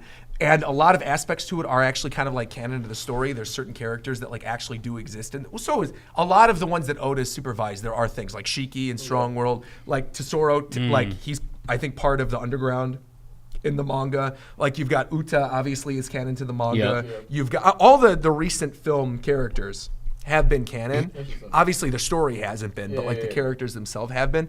And I just felt like Film Gold was fun. Like I feel like Film Z is like a good story, dramatic action movie. It's heartfelt. It's good. Film Gold, I could just like pop that on when I'm editing and just have a good time watching it. Also, Film Gold has one of the baddest girls in all of One Piece. Straight up, period. Her name is Baccarat. If you don't know, Baccarat is one of the finest shorties in all of One Piece. She's got like with the red hair, the golden armor, and she's got the luck fruit, which is just like one of the most broken devil fruit powers on the planet. Like imagine if Luffy or like Zoro had the luck fruit, it'd be over, bro. They would have found the One Piece. That's it. Exactly. Yeah, but I love it. Film Red too. I liked Film Red as well. But it's funny because I think the thing I liked about Film Red was not what people liked about Film Red. What is it for you, though? I liked the songs. Like I like the songs. The songs are fire. Yeah. I think if you watch it like a music video, I think it's really good. I think if you watch it like for the story, it starts to lose me. Like when certain stuff starts happening, and you got like Shanks doesn't show up nearly as much as I think they teased he was going to show up. Right, bro. It's called Film Red, and not he's enough not red. there. Yeah, exactly. So I feel like it could have definitely improved in that regard. I feel like the final fight sequence, it's kind of sloppy. Bro, that shit was sloppy. It's sloppy. Yeah. But I like Uta as a character, and I like the backstory with Shanks and with Luffy. I think is really good, like, and how all of them connected with each other. I also think the reason why they said after that movie came out, like, because remember in the lead up to it, they're like, dude, this is canon. Like, this is Uta is a canon character. Shanks is canon. The movie came out, and then obviously you guys, spoiler alert for how Film Red ends. I'm assuming all you guys have seen it. Yeah. Yes. Oh, But like, I get you. when Uta dies at the ending, and it's like, and then right afterwards, they're like, oh, by the way, just ignore that. Like, that didn't actually happen. This is a non-canon movie now. Which says to me, especially because they tease it in the manga with Uta's little shadow, I'm like, oh, Uta's showing up in Final War. Like, she's going to show up riding up with Shanks' crew or something. Like, she's going to do something. We're going to see her in the canon story at some point before the end of One Piece. Timeline, it wouldn't make sense anyways for it to be a canon. No. event. But it's weird because there are things in that movie that were introduced that are canon to the story that play an important role in the story. Yeah. Two big things. His family. So Shanks' family, the Figarland family. Yep. It's literally coming up right now in the manga. It's like a huge important thing that was introduced in that movie. And the other big thing was Uta herself, is that it is canon to the story that Uta as a child was a musician on Shanks' crew. But to the extent of like, did she go off and study in this kingdom and then eventually go crazy and then end up dying? Like, did all this stuff happen? No, that stuff didn't happen. So it's weird. With her and Luffy as a child is canon. So it's like, it's a weird level of canon. That is kind of weird because you got to kind of plug and play and take what you can. And Right. be like, all right, this is real. This is fake. Right. Okay. I didn't like the the thing that they fought at the end, like the big manifestation. Oh yeah. Yeah, I didn't like that either. And the way they hype it up is like, oh, it's like an ancient weapon. Yeah, yeah. It's and like you guys keep thinking about, oh yeah, you know, that's an ancient weapon, and you think about like, you know, plutons and all this other shit. The Tot Musica. Yeah, that's right. Yeah, Tot Musica. Yeah, Tot Musica. No, I will say like that initial like da da da da. Yeah, that was fire. Yeah, it's like very good. I did like the back and forth between the straw hats and the red hair. Oh yeah, that was fun too. I think it was just that the fight itself was sloppy. You know what I mean? Like I feel like I loved the concept of Usopp and Yasopp, right? Cool. Being the heads of their crew in terms of like the eyeballs, right? Where they're like communicating what's happening on either side. I thought was great. Where they're using like the advanced observation to sort of like communicate with each other. Thought that was really cool. And I thought like some of the initial things that you see, where like Ben Beckman doesn't attack and then Zoro doesn't attack. It's like the two first mates. Where you see like Luffy and Shanks. But then you start like devolving into stuff when like you get Jinbei or like Frankie doing attacks and they're not matching up at all. It's like the dude with the monkey on Shanks' crew is fighting and you're like, what does this have to do with Frankie, bro? Like, you know what I mean? There's certain things that didn't line up just right, which of course like comes with the territory of they are different crews with different power sets. But I think like they could have played it in a different way. And then like shoddily throwing Katakuri in there, you're like, what? Okay, because he can do the same type of attack. It was just. I think it's because Katakuri is a popular, of course, they wanted to promote Katakuri. Yeah, it was a cool character. Like Katakuri, Bartolomeo. Who are some of the other characters that are in there? Like Beppo. They still had Law in it, right? Law was still in it. Obviously, like a lot of the Cypher Pole characters show up. Bluno shows up for a huge chunk of the movie. Yeah, that was confusing. Kobe. Yeah, there's like it was weird the characters they pick and chose. But I mean, overall, I enjoyed it for sure. Yeah. I wouldn't say it's my favorite though. I think Z and then Gold, and then I'd probably say Red actually. Stampede's got good moments too, but Stampede kind of just feels like fan service to me. Yes. Oh, Stampede. Did we watch we did. We did watch Stampede. All of them were like racing to this whole thing. Yeah. Right, exactly. Yeah. With the weird CG giant creature at the end. Yeah. Boa is literally running like this, climbing up the creature. Yeah, it's like a little strange. Yeah, Z just. Character was fire. Yeah. The fights was impeccable. So good. I love like Sanji with the dude with the moss powers, or like when Zoro's fighting the girl who like de-ages things, then he's cutting through the bullets. Like that was fire. Yeah, loved it. Film Z GOAT. I think there was some kind of foreshadowing in Film Red for what's to come in the future. There is for sure. But I think the way in which they did it, I guess to be fair, Stampede did this too, because Stampede teased that it's Laugh Tale and not Raftel. Right? So because that's the first time you find that out is you see the log pose that goes to Laugh Tale that he throws in the water. So I feel like they kind of did that a little bit, but I do feel like because of how important that thing is, especially with where we are literally as of the most recent chapter, you're like, really? You could have built this up, I think, a little bit more. Yeah. Yeah, funny, yo. We're trying to be careful. I can't wait to. They got me excited for the rest of One Piece though. Conversation because it makes me want to read the manga, but it's like, damn, I can't read the manga. No, you have to do your reactions, dude. It's part of it's your business. You got to watch the anime. Exactly. Yeah. It's okay if one or two of you reads the manga, but if all you jump to the manga, it's game over. Yeah. It diffuses the whole level. The hype of it, of course. Bro. So how did y'all stay away? Maybe not you, because maybe you weren't reading the manga at the time. But how the hell did you stay away from Gear 5 before you actually seen it? I literally left the internet. I did because I'm like I feel like you were so far ahead that like how big that was. Was if like I'm remembering this correctly, there was a break week in between the chapter in which you see Luffy like down on the ground and you think he's dead and he's like morphing and you see the stuff. There was a chapter in between that where people were speculating on what that actually was. Yep. Versus when you actually get Gear 5. And so we did like a mini pre-recorded reverie thing, like just theorizing about what it could possibly be during that break week. And then beyond that, like I just did not go online. I just like left because I knew I would get spoiled. If I go on Twitter, I'd get spoiled. And I think, if I'm remembering correctly, I think the only thing that I did that week was maybe like a Genshin stream or something. But it was like on Twitch and I had all my mods in place and stuff. So it was actually relatively easy to remain unspoiled. But it's tough because I had the benefit of having the break week, right? Exactly. Had that break week not happened and the spoilers came out like the next day. Shit, I got you. Then it would have been, I was able to brace myself for sure. Get you. Yeah. But that time was fun. Like, I guess you guys weren't in the community around that time, like reading the manga, but like the speculation of what that actually was wild. Because no one in their wildest dreams thought Gear 5 was like a Looney Tunes form. People were speculating that like it was a resin fruit, that like Luffy's fruit wasn't actually like the gum fruit, but that was actually like a resin fruit because of like rubber trees in real life. There's like the resin that oozes out of the rubber trees, and that explained like why he was sort of melting a little bit. So people thought, oh, he awakened his fruit, and he just missed, or it was the awakening of the gum fruit, right? That the gum fruit, because it's the property of rubber and it's actually awakening, that could use the power of like resin that's harnessed from rubber trees. And that was like a prevailing theory in the community for like a week. And I don't think anybody in their wildest dreams thought it was going to be, you know, him being the reincarnation of a sun god. You know, the way they hyped it up, like once you get to a certain point where Who's Who talks about it, I think there was somewhat speculation that like, oh, they could be one and the same. But I don't think very many people predicted that like it's going to be a mythical zone that's actually of the sun god Nika. You know what I mean? Like it's a weird thing to predict. Yeah, and I loved it, obviously. Like the way it wrapped up is peak. For sure. Yeah, I love it. Well, you know, going to my horn, but I did predict that, you know, he was Nika once it was. There you go. Yeah. Maybe when the anime straight up telegraphs it. Yeah, goes, exactly. Hey, look exactly. at this. Yeah. Look at the silhouette of this guy that looks like Luffy. You know, The anime does a lot. Yeah. it does. Yeah, the anime carried that heavy for sure. Yeah. And not to mention, Toei put like a whole trailer of Gear 5. They like, did. The hype weeks leading up before. to it, you knew it was gonna be Gear 5 for sure. Yeah. And You couldn't stay away from it. I said I didn't watch burner it. account for your streams. Yeah, I know, right? That's why, man. Exactly. That's why. And so funny, man. how do you feel about one of the best characters in Wano? Like one of the best characters we ever I'm got bracing for introduced. this. What kind of hot take is she's Rob gonna say? amazing character. Okay. Talking no other than Yamato, Kaido's son, daughter. I'm gonna tell you this. Okay. Where are you in Wano right now? No, We're caught up. We're caught up to. Oh, no, we're not So done. it doesn't matter if I say something. So Green Bull is flying to Okay, Wano. cool. Yeah.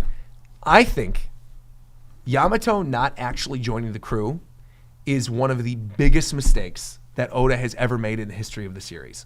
Because there was so much time So, dedicated to Yamato. they didn't. Well, bro, that's why I asked you. Yeah. Okay. Because I don't think they didn't say that part yet. Well, there you go. There you go. There you go. This is why we asked, bro. This man set me up for failure. I didn't, but in the manga, Where's K from Gen V to come hold my hand? Tell me I don't know it. I remember that. So let me explain slightly. See, this is the thing. This is why this was careful when you brought up Yamato. You didn't see that one coming, bro? You see everything. So here's the thing. But I'm happy though. I'm happy though. I was tripping. I thought I missed something. And No. I was just like, wait, I'm what? happy. No, you I'm broke happy. my heart. You broke my heart. Your initial reaction has now been recorded though to the reveal, which is good. Because that would have been my reaction. I agree. It's super whack because they build up that character for so long throughout all of Wano country, right? The child of Kaido, conquerors Haki, cool mythical devil fruit, has a role on the crew, could be the scribe of the crew, the person who's actually writing down the journey. Like the role fits, the Oden parallel fits with traveling with Roger. Exactly. There is so much stuff built up with that character. For that character to literally announce, hey, I'm joining the crew. I am going to be joining the Strides. The Strides are hype about it. Brooke and Sanji are like, let's go. You know, like you get the bath sequence with all the dudes. Like it's a good setup. It just ended. Right. Yeah. For that to basically devolve in the way that it does and be like, actually, this character's going to stick around in Wano country. You're like, why? I think it's But I like feel like she's gonna eventually. I feel like she's gonna eventually. She's gonna sense. meet It's a them. They're gonna team-based be like in distress, and she's gonna pull up and well, pop of course. out. I think there is She's going to gonna be a situation. she's gonna join like Jinbei did. Yeah. Because remember Jinbei, he didn't want. Oh well, Maybe. yeah. I had I think the thing with Yamato is that I think the same situation is happening, right? At some point, Yamato will definitely come back when like the time is right and help them.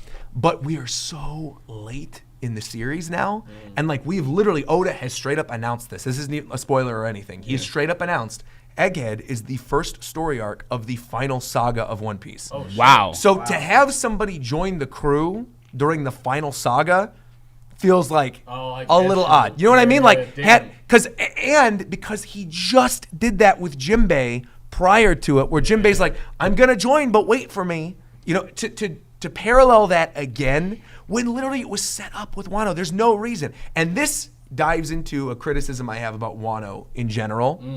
Is I feel like I'm just gonna say it like this, okay? Characters die, right? In Wano country, characters die. Let me not. Yeah, don't Right. even remind But me, yo. the fact that Kinemon and Kiku do not die. Facts, bro. Is absolute. That's literally what he's been complaining about the whole time. Trash. Kinemon, I don't really trip about, but Kiku needs to be Kinemon, bro. Nah, Kinemon gotta be gone. I think Kiku I could see an excuse for, but Kinemon, when you think about what that could have meant for the story. Like that episode where Luffy gets to the roof, sees them, sees the flash of meeting the samurai, and then sees them dead on the ground. And like that final proclamation of Kinemon being like, I'm so sorry we weren't able to do it. And Luffy being like, don't worry, I've got this. I'm carrying on your will.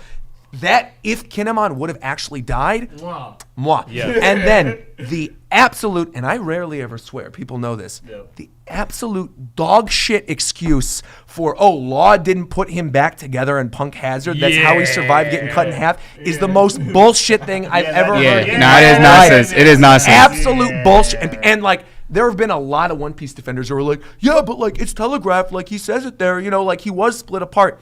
But thematically for the story, right? It makes no goddamn sense for him to be alive. Because if you then think about what Yamato's role is, why would Yamato stick around in Wano country, right? Probably to play the role of protector for Momonosuke, right? Okay.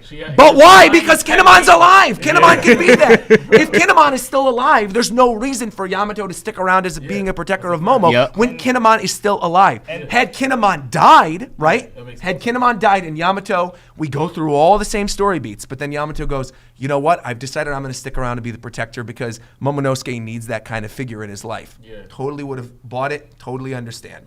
But for the 1-2 punch of Kinemon surviving, Yamato sticking around for the excuse that Kinemon can still do the same job, and to pull a Jinbei type situation going into the final saga of the series, trash. And I mean that, like, I'm not even saying that like to pull punches or to try to be hyperbolic. It's really one of the dumbest, stupidest things Oda's ever done in the series, ever. I definitely, based on what you're saying, I definitely agree, because that whole build up to Yamato wanting to explore the world, the conversation that she had with Ace. Like, with Ace. Just for you to do that's trash. And also, like, you guys weren't around during the time that those chapters were being published, right?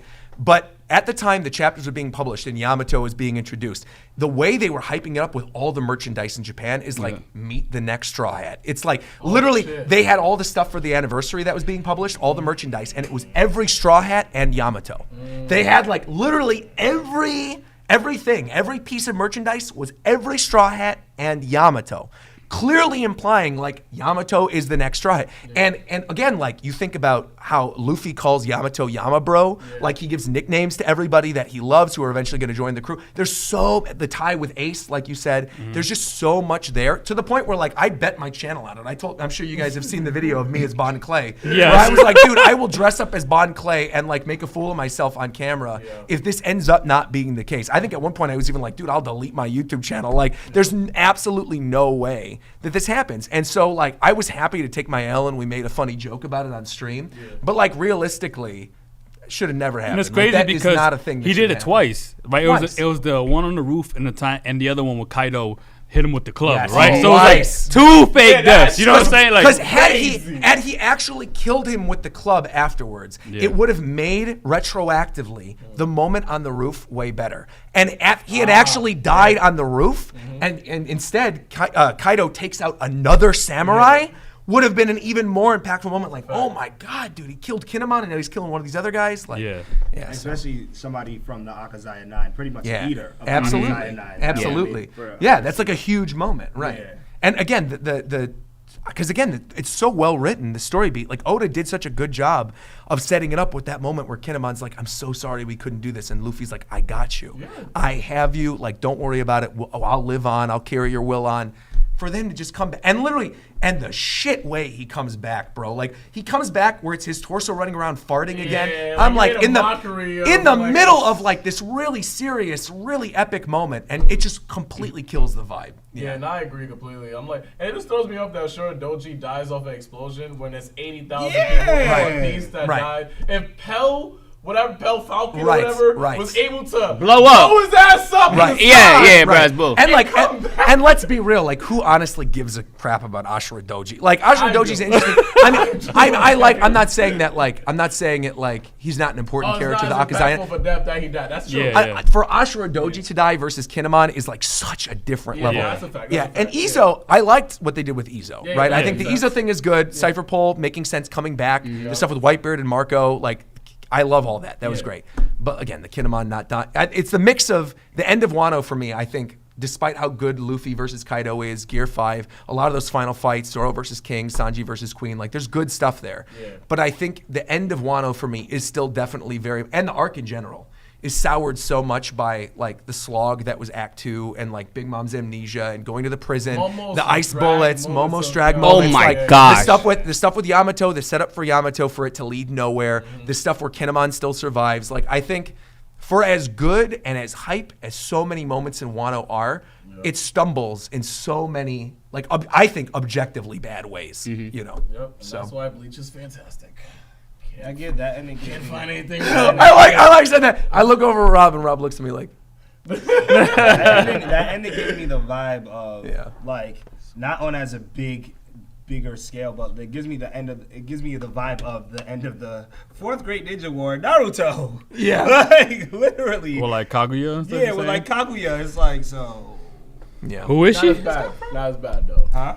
It's not as that bad. was bad. Not as not. Yeah. I am very happy to hear though that you guys are in agreement that the Yamato thing is trash, and that you also don't like Kinemon not dying. No, that was the worst thing. I remember reading I that. agree. I completely agree. Yeah. We couldn't talk about it last time, so there you go. Yeah. But they definitely, and more of them in general, more of them should have just got bodied because. Their mission, you knew going into that fight, y'all don't stand a chance against Kaido. No. None of you guys. None of you guys have the strength to beat him, not even remotely, especially Kinemon, who got chopped to pieces by Law. It would have made sense if more of them died, period, for point sure. blank. I not agree. even just Kinemon. And Akazaya too. Akazaya too. The remainder. Yeah. Bro, it took Momonosuke half of the Wano arc to move that goddamn island, so bro. mad. I do think though it would have been like.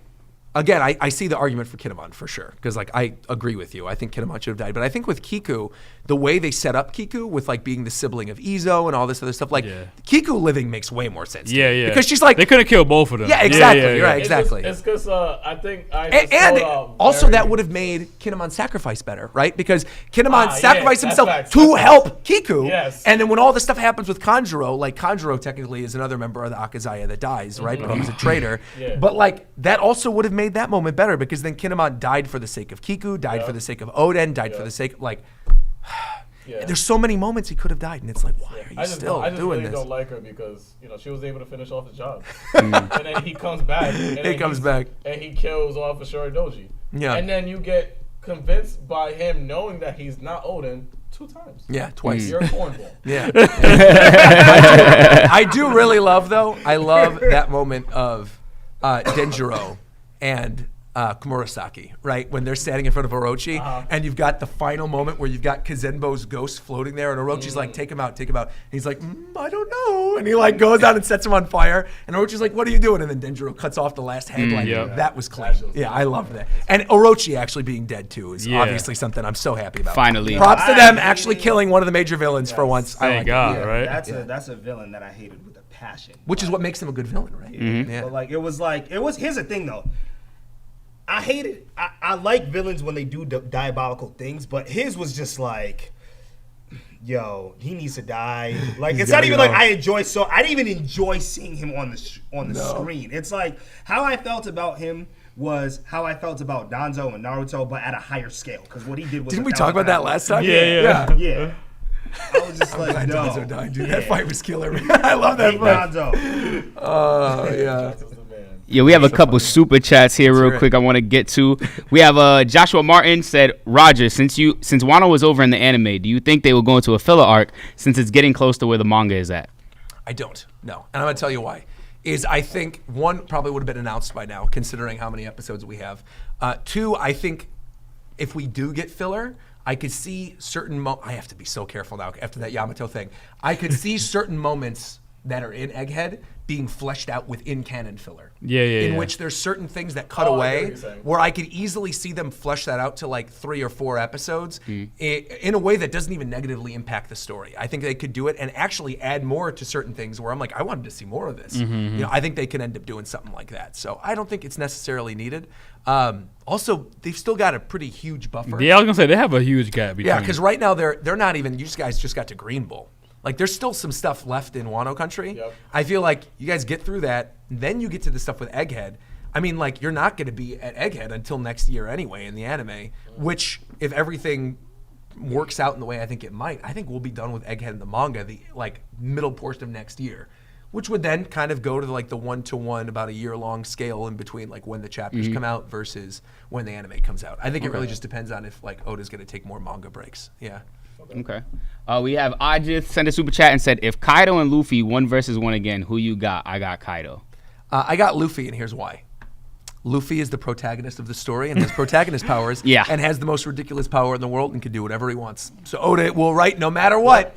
No matter what, at the end of the day, Luffy will beat Kaido because it is what the story dictates. Yeah. Okay, we got Zach Adams said Black Clover is the best new gen. Cap.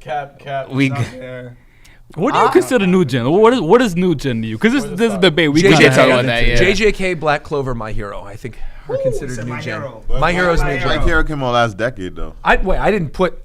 When I say My Hero, I'm just saying it's new gen. I was not saying it's on the No. Okay, I'm like, let's clarify. I think it's top 5. Oh yeah. Attack on Titan and My Hero are. Attack on Titan, I wouldn't say. Attack on Titan. Is it the same time frame? No. Attack on Titan came out before. But the same decade though. I thought it was the same time. I think it's how far off the difference. Well, here's the thing: like, is Attack on Titan came out.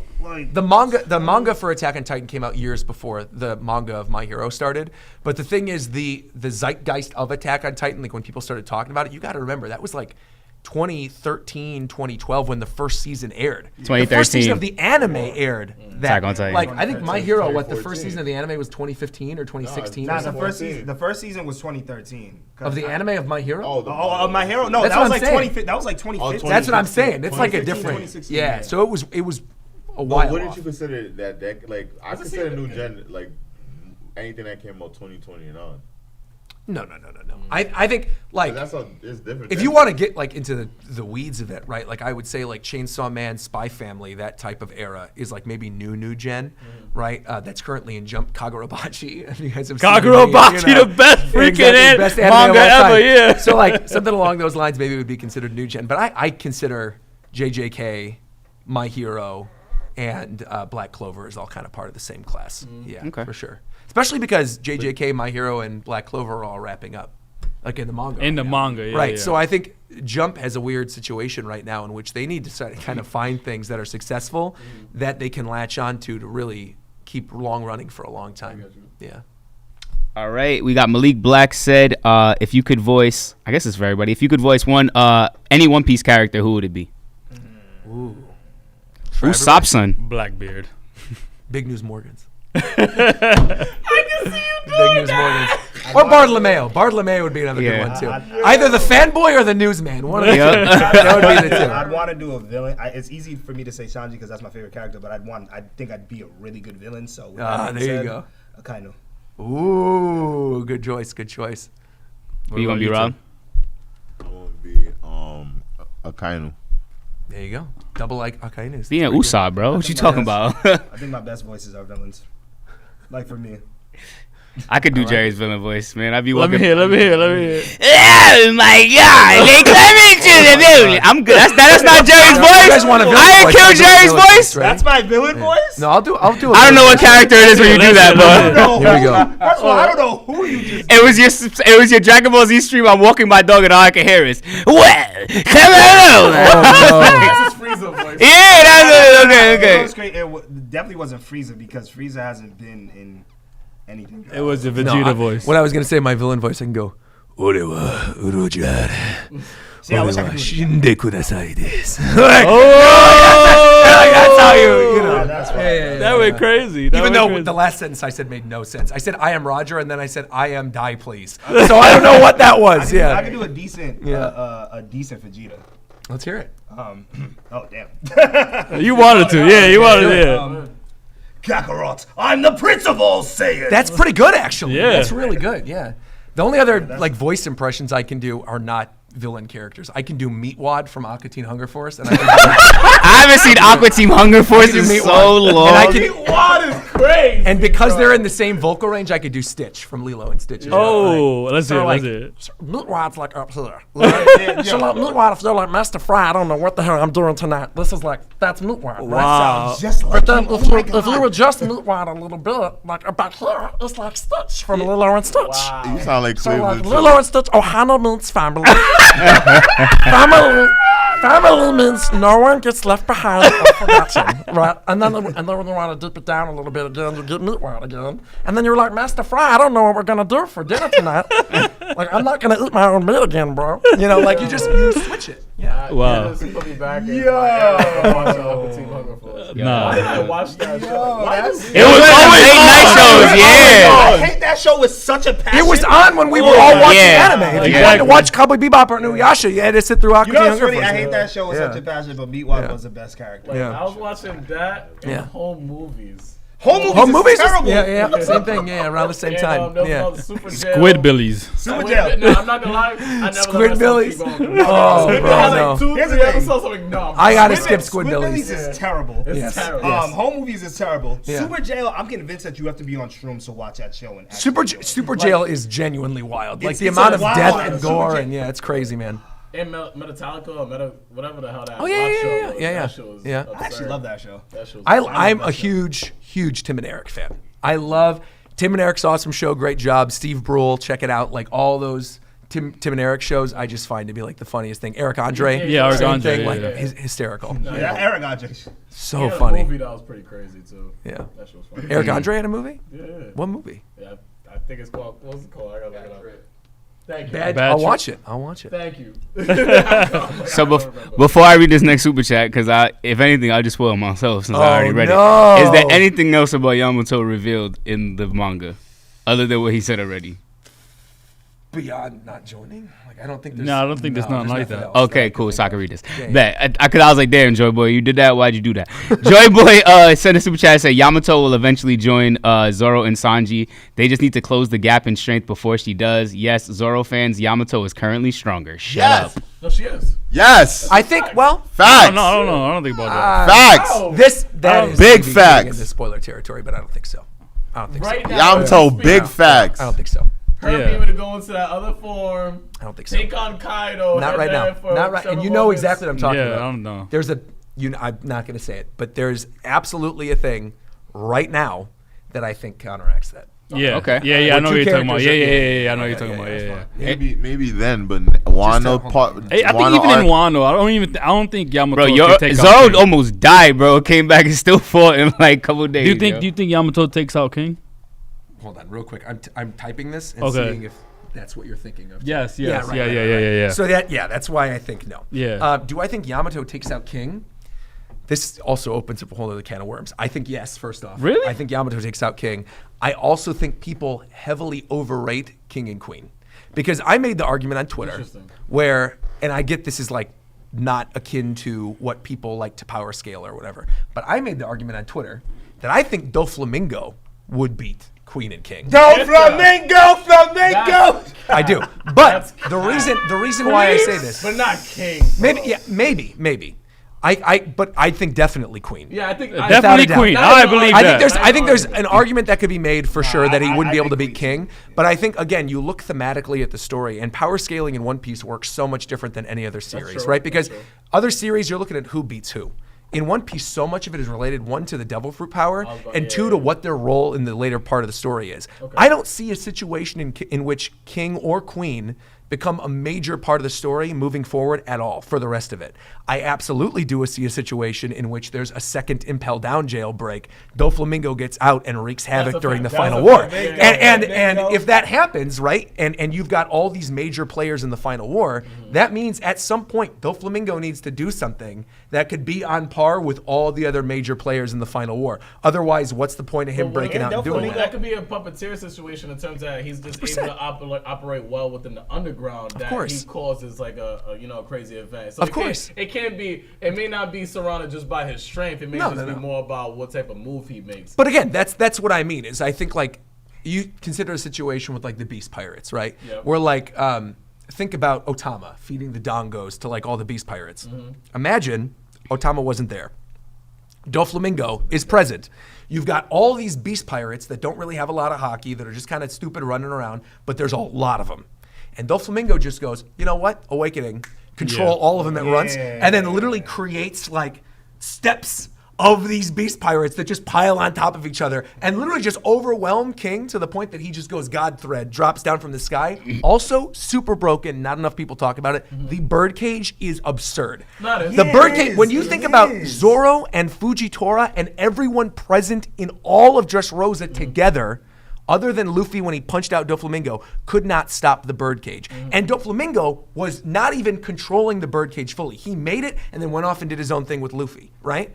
Imagine if Doflamingo was controlling the birdcage himself, not playing games, not playing a cat and mouse thing, you know, not needing to be humbled by Luffy, and just goes, all right, birdcage, creates it, slice, kills everybody instantly. Like, that's another thing that people don't, I think, take into consideration when thinking about Doflamingo. And again, because Doflamingo was beaten so far in the past, and because Kaido was hyping up his crew, being like, oh, you know, Doflamingo, we put him down if I send any of the Beast Pirates his way. To me, that comes off as like bravado of Kaido. Like, I don't think he actually means that. I think if you, and I look, leader of the Mammoth Boys right here, I love Jack. But I think you send Jack after Doflamingo, Doflamingo's washing Jack, bro. And you know what's crazy, to your point, because I think that Doflamingo is still my favorite villain in all of One Piece, right? And I think that when we had that fight between like the Warlords versus Katsuki, I think that we immediately underestimated, because I did this too, right? We immediately underestimated the power that Doflamingo had because we were quick to be like, Pain, you know what I'm saying, right? Which I think it would be more of a fight, right? Because afterwards, I had a discussion with somebody on live about the Doflamingo and Pain thing, and they made some very good points about how the birdcage, Dressrosa was a whole country. And versus one separate portion of Wano. Right. They're in Onigashima, which is huge. But it's like one little area of Wano country, right? They were saying like with Pain, he was in the Hidden Leaf Village, right? And he put a birdcage over the Hidden Leaf Village. And one of my biggest arguments with Doflamingo all the time is what I'm like, yo, you guys have to put under consideration everything that he was doing at a time. He was fighting Luffy, he was fighting Law, he was fighting Luffy. He made a clone to go fight. He made a clone. Multiple clones, multiple clones, had a birdcage going on. Kaido was doing a lot at once, and then his awakening was crazy. And to your point, just like you said, dude, it's all of that with Doflamingo, plus the fact that he was cocky. He really, truly was like, dude, I'm gonna wash this dumb kid. Like there were to the point where he literally stole his brother's fruit and played a game with him in front of it to be like, here, come take the fruit, kid. He was stupid. Like, and I think Doflamingo's in Impel Down now. He's thinking about everything he did, and he probably realizes, like, oh shit, I'm not as strong as I thought I was. So, like, if this final war is going to happen, I got to take advantage of these situations. And that's why I say, like, going back into it, I think he would beat King and Queen. Because I don't think, this is proven in the story, like, textually. Like, King doesn't have that ambition. King wanted to follow the person he thought was going to be Joy Boy. He's not a leader, he's a follower. And that, at the end of the day, the leaders are always going to beat the followers. That's how it is, you know? You made a good argument for that, I'm not going to lie. Now we have also, another extra thing I'll add to that, a little bit of spice, right? Crocodile. At some point, Crocodile is going to come back in the story, for sure. 1,000%. Right? For sure. Crocodile was beaten by Luffy pre-hockey in Alabasta. Pre-hockey, okay? If a Logia user like Crocodile was beaten pre-hockey, you know, in order to make him an actual threat later in the story, something's going to have to change. Either he awakens something during the course of the time skip, has super strong armament now, super strong observation, has awakened his devil fruit. There's going to be something there. And that's what I mean, is I think Doflamingo, he was the first awakening we ever saw, right? With this, and that came out in the very last moments in the fight when he was desperate and really thought, like, I got to do something. But by that point, it was too late because he'd already exhausted the birdcage, exhausted all this other stuff. But I think, like, frame one, a fully charged Doflamingo going awakening and like creating threads and summoning all these like he's gonna be broken. Y'all sleeping on King, but it's all good.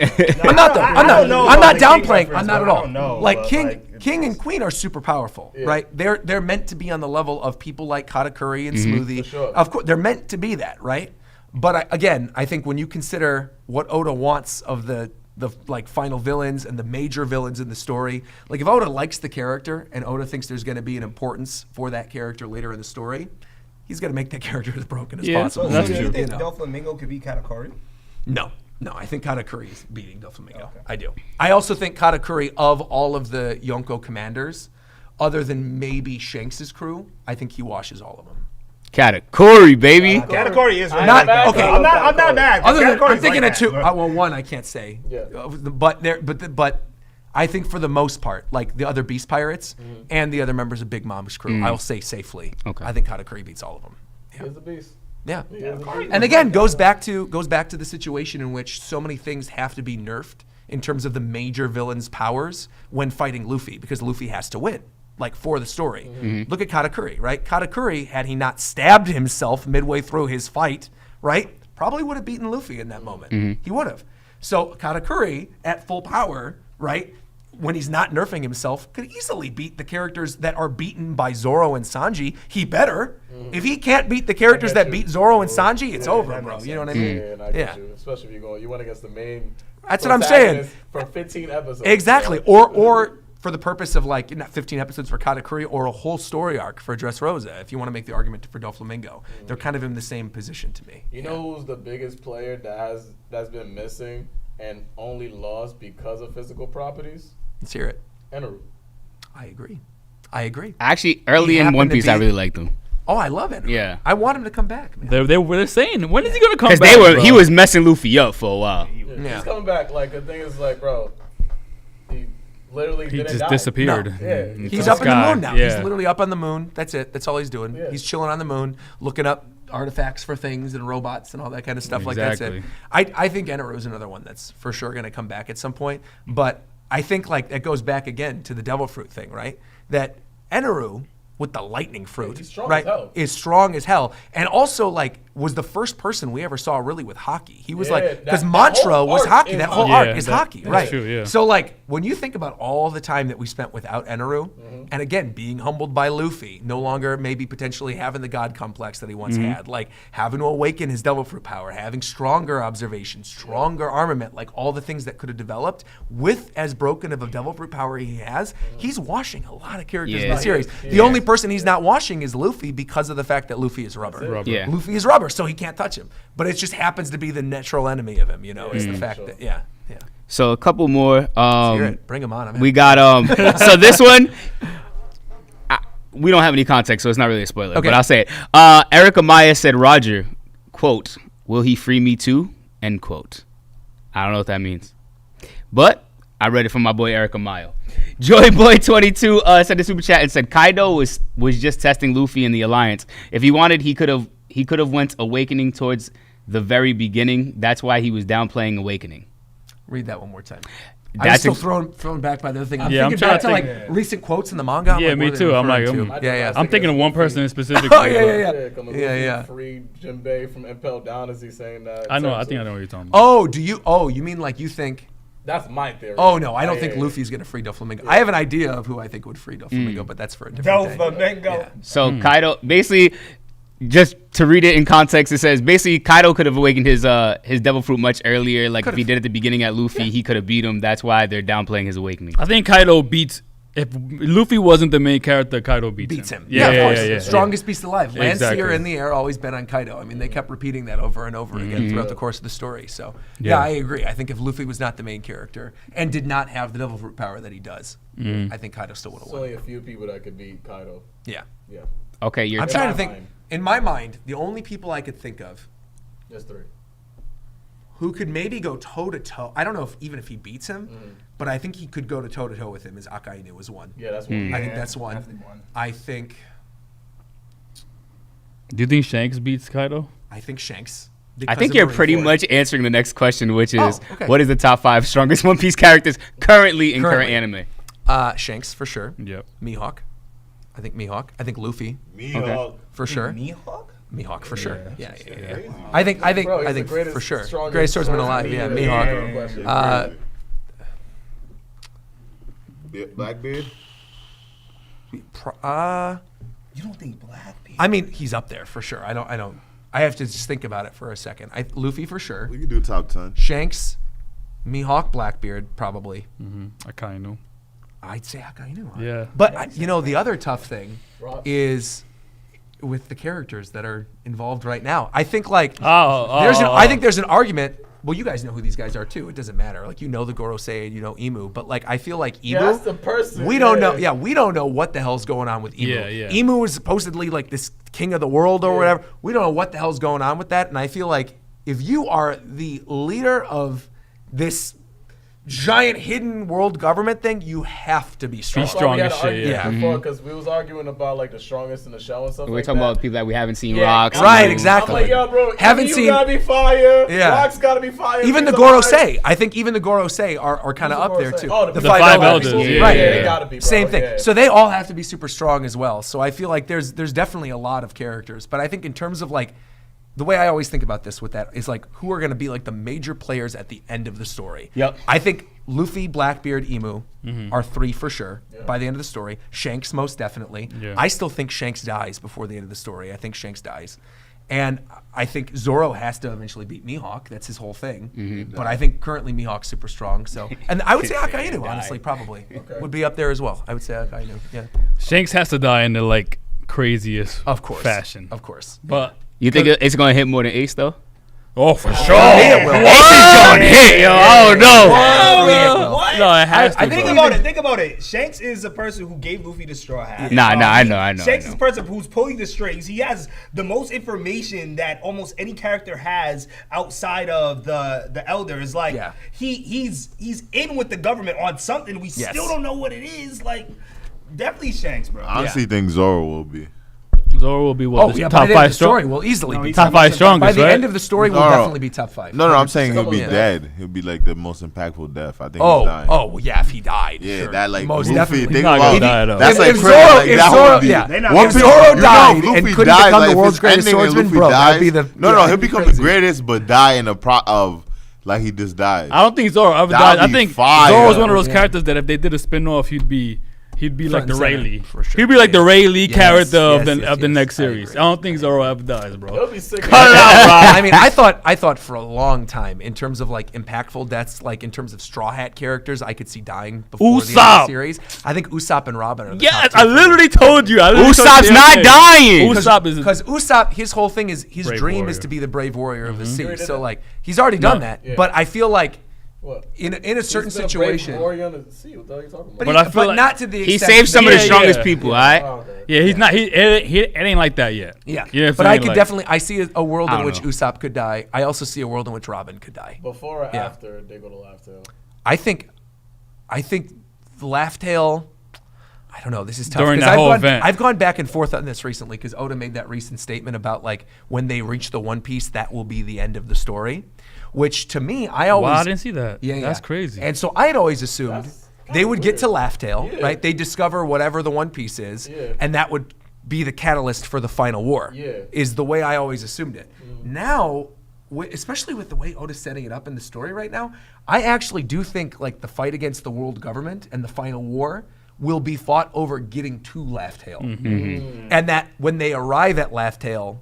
Things are right. The dust are right. Exactly. The dust is settled, and now the world can be happy, and whatever Roger was laughing about, they'll figure out. Like, there's a whole bunch of different theories on like what the One Piece could actually be. Yeah. And over the course of the past, I don't know, like 2 years, I've definitely fallen more in line of I think the One Piece, the actual One Piece, is sake.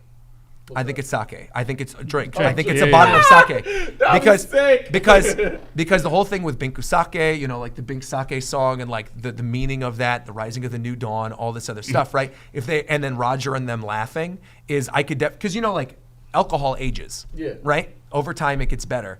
I could definitely see a situation in which the label on the sake says do not drink until a certain amount of time, and that like and Roger and them laughed because they're like, bro. Like, we can't open the bottle yet, bro. Like, what? Let's go have a party. You know what I mean? But he said it's going to be actual gold, so you think there's actually going to be, like, riches here? Like, I think the other thing about it kind of goes back to, like, what InuYasha and Nekomamushi talked about at the end of Zou, right? Where they told Luffy, like, you weren't even supposed to know about the road poneglyphs until you get to the end of the Grand Line. So the fact you're already, like, early into this, we might as well just tell you everything right now. You know? I think it's kind of a similar situation. I feel like the poneglyphs lead to Laugh Tale, But I think like a lot of the truth of the world and maybe like the truth about the evils of the world government and all that kind of stuff could be on the journey. Yeah, all that kind of stuff could be involved with the One Piece.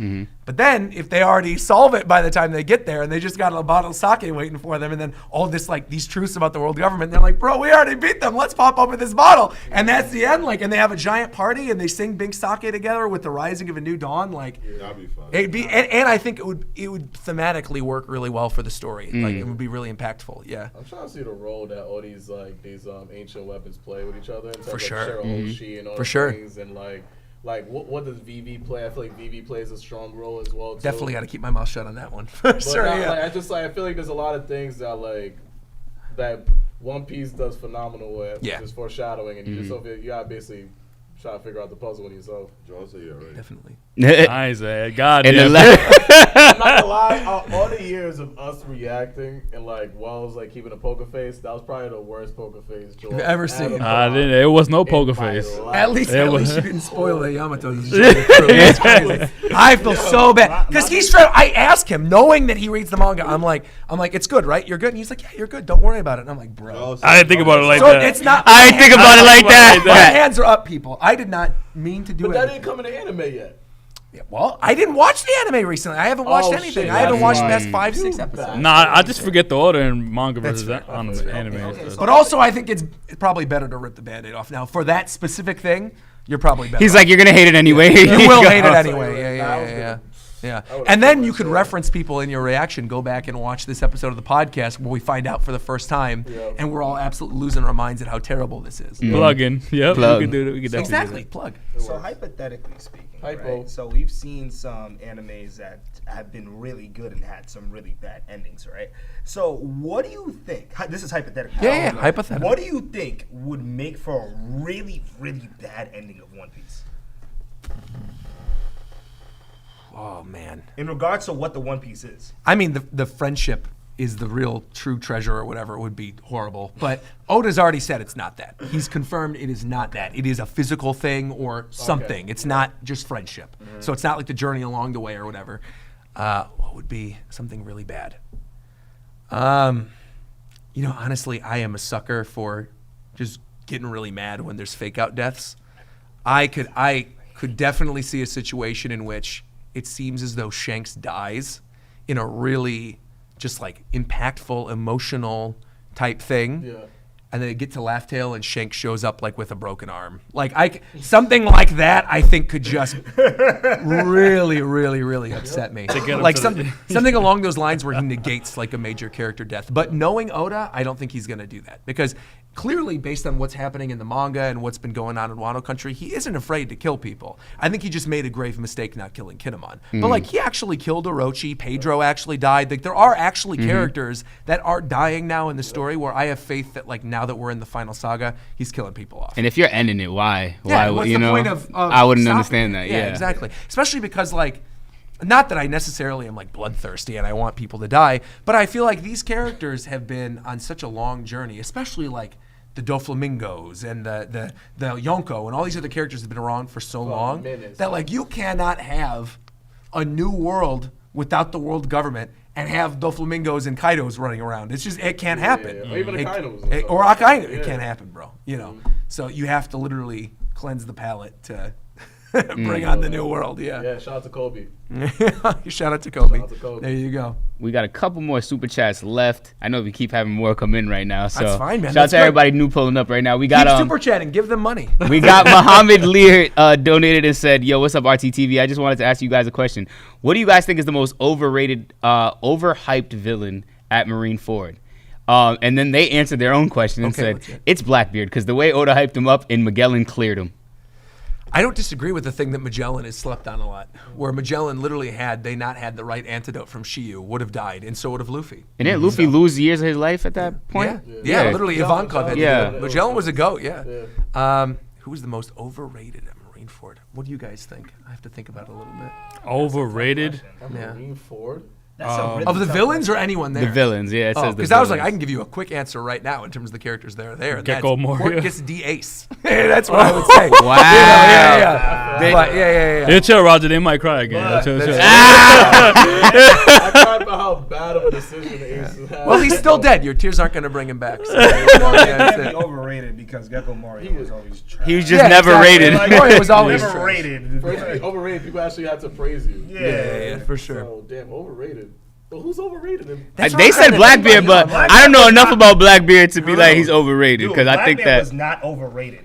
Because of people still think he's super strong because of what happened at Marineford. So it's like I don't know if that would be overrated. Yeah, I don't think somebody who's building up to me to be the last villain that we go up against could be considered overrated when he did something that nobody even has. The majority of people don't even have a question on how he did it, taking Whitebeard's power. So to say that he's overrated is kind of crazy. I think it's more. I think Mihawk would be and Marineford would be that. Cap. It would have to, That's Cap. Bro, if he was that strong, he should have made a bigger difference in that war. You feel me? I feel like he didn't care. Like the thing you have to remember with Mihawk, right? Mihawk, for everything that he's done, doesn't hate the Straw Hats, right? He's not against the Straw Hats. He literally trained Zoro during the time skip. And he's like, and he respected him after what happened in Baratier. Like, it's not like he doesn't hate them the same way that other villains do. And I wouldn't say like he's as much of an ally as someone like Hancock, right? Yeah. But he's definitely closer to ally, maybe not right now, but like he has been historically closer to ally than he has been to villain, you know? I'm trying to find somebody though. Like who? Juzo? Juzo's not even a villain. Yeah, Juzo. Trying to find somebody. Villains, I know in terms of villains, it's tough. I mean, you can maybe make an argument for Sengoku. I was going to say, that's the only thing I can really think. Because he's like the fleet admiral. Yeah. Like, imagine. And we didn't even see him awake. He didn't really do it, Aki, you know. Yep, that's it. We're going with him. Yeah. Sengoku. Yeah, but Sengoku, I feel like he just chose not to go all out because he had some sort of empathy. Maybe. So I could see that too. So I don't even know if I could even say he's overrated. I'm waiting for the Jesus fruit, man. I want the Jesus no me, dude. Yeah, because like you got the Buddha running around. I want someone who has a Jesus fruit. That'd be fire, dude. You know how sick it would be if Mihawk had the Jesus fruit and that the cross was his Yoro blade? Like, would be fire, bro. Nuts. Oh, that'd be fire. Yeah. I guess then it would be. I can't even say any of the admirals. Would be a mythical. It'd be mythical zone Hito no Mi model Jesus Christ would be what the thing is. The whole name, though. That would be the whole name. Yeah. So this would be more so for you guys because we clearly don't know these. But Doodlehead Cootie Queen said, "Yo, Wellesley Poo." Also, Roger, can you explain all the most ridiculous theories? Like, for example, Crocodile being Luffy's mom and Kuina is Mihawk, etc. Kuina is Mihawk. That's what they said. That is ridiculous. I never heard of that one. Kuina is the girl who died from falling down the stairs in Zoro's Zoro, flashback. The one that Zoro fought and he's trying to be, What? Ridiculous theories. I'm trying to think. On that one. I never heard. You know, it's crazy. I never heard of either one. I'm not gonna lie.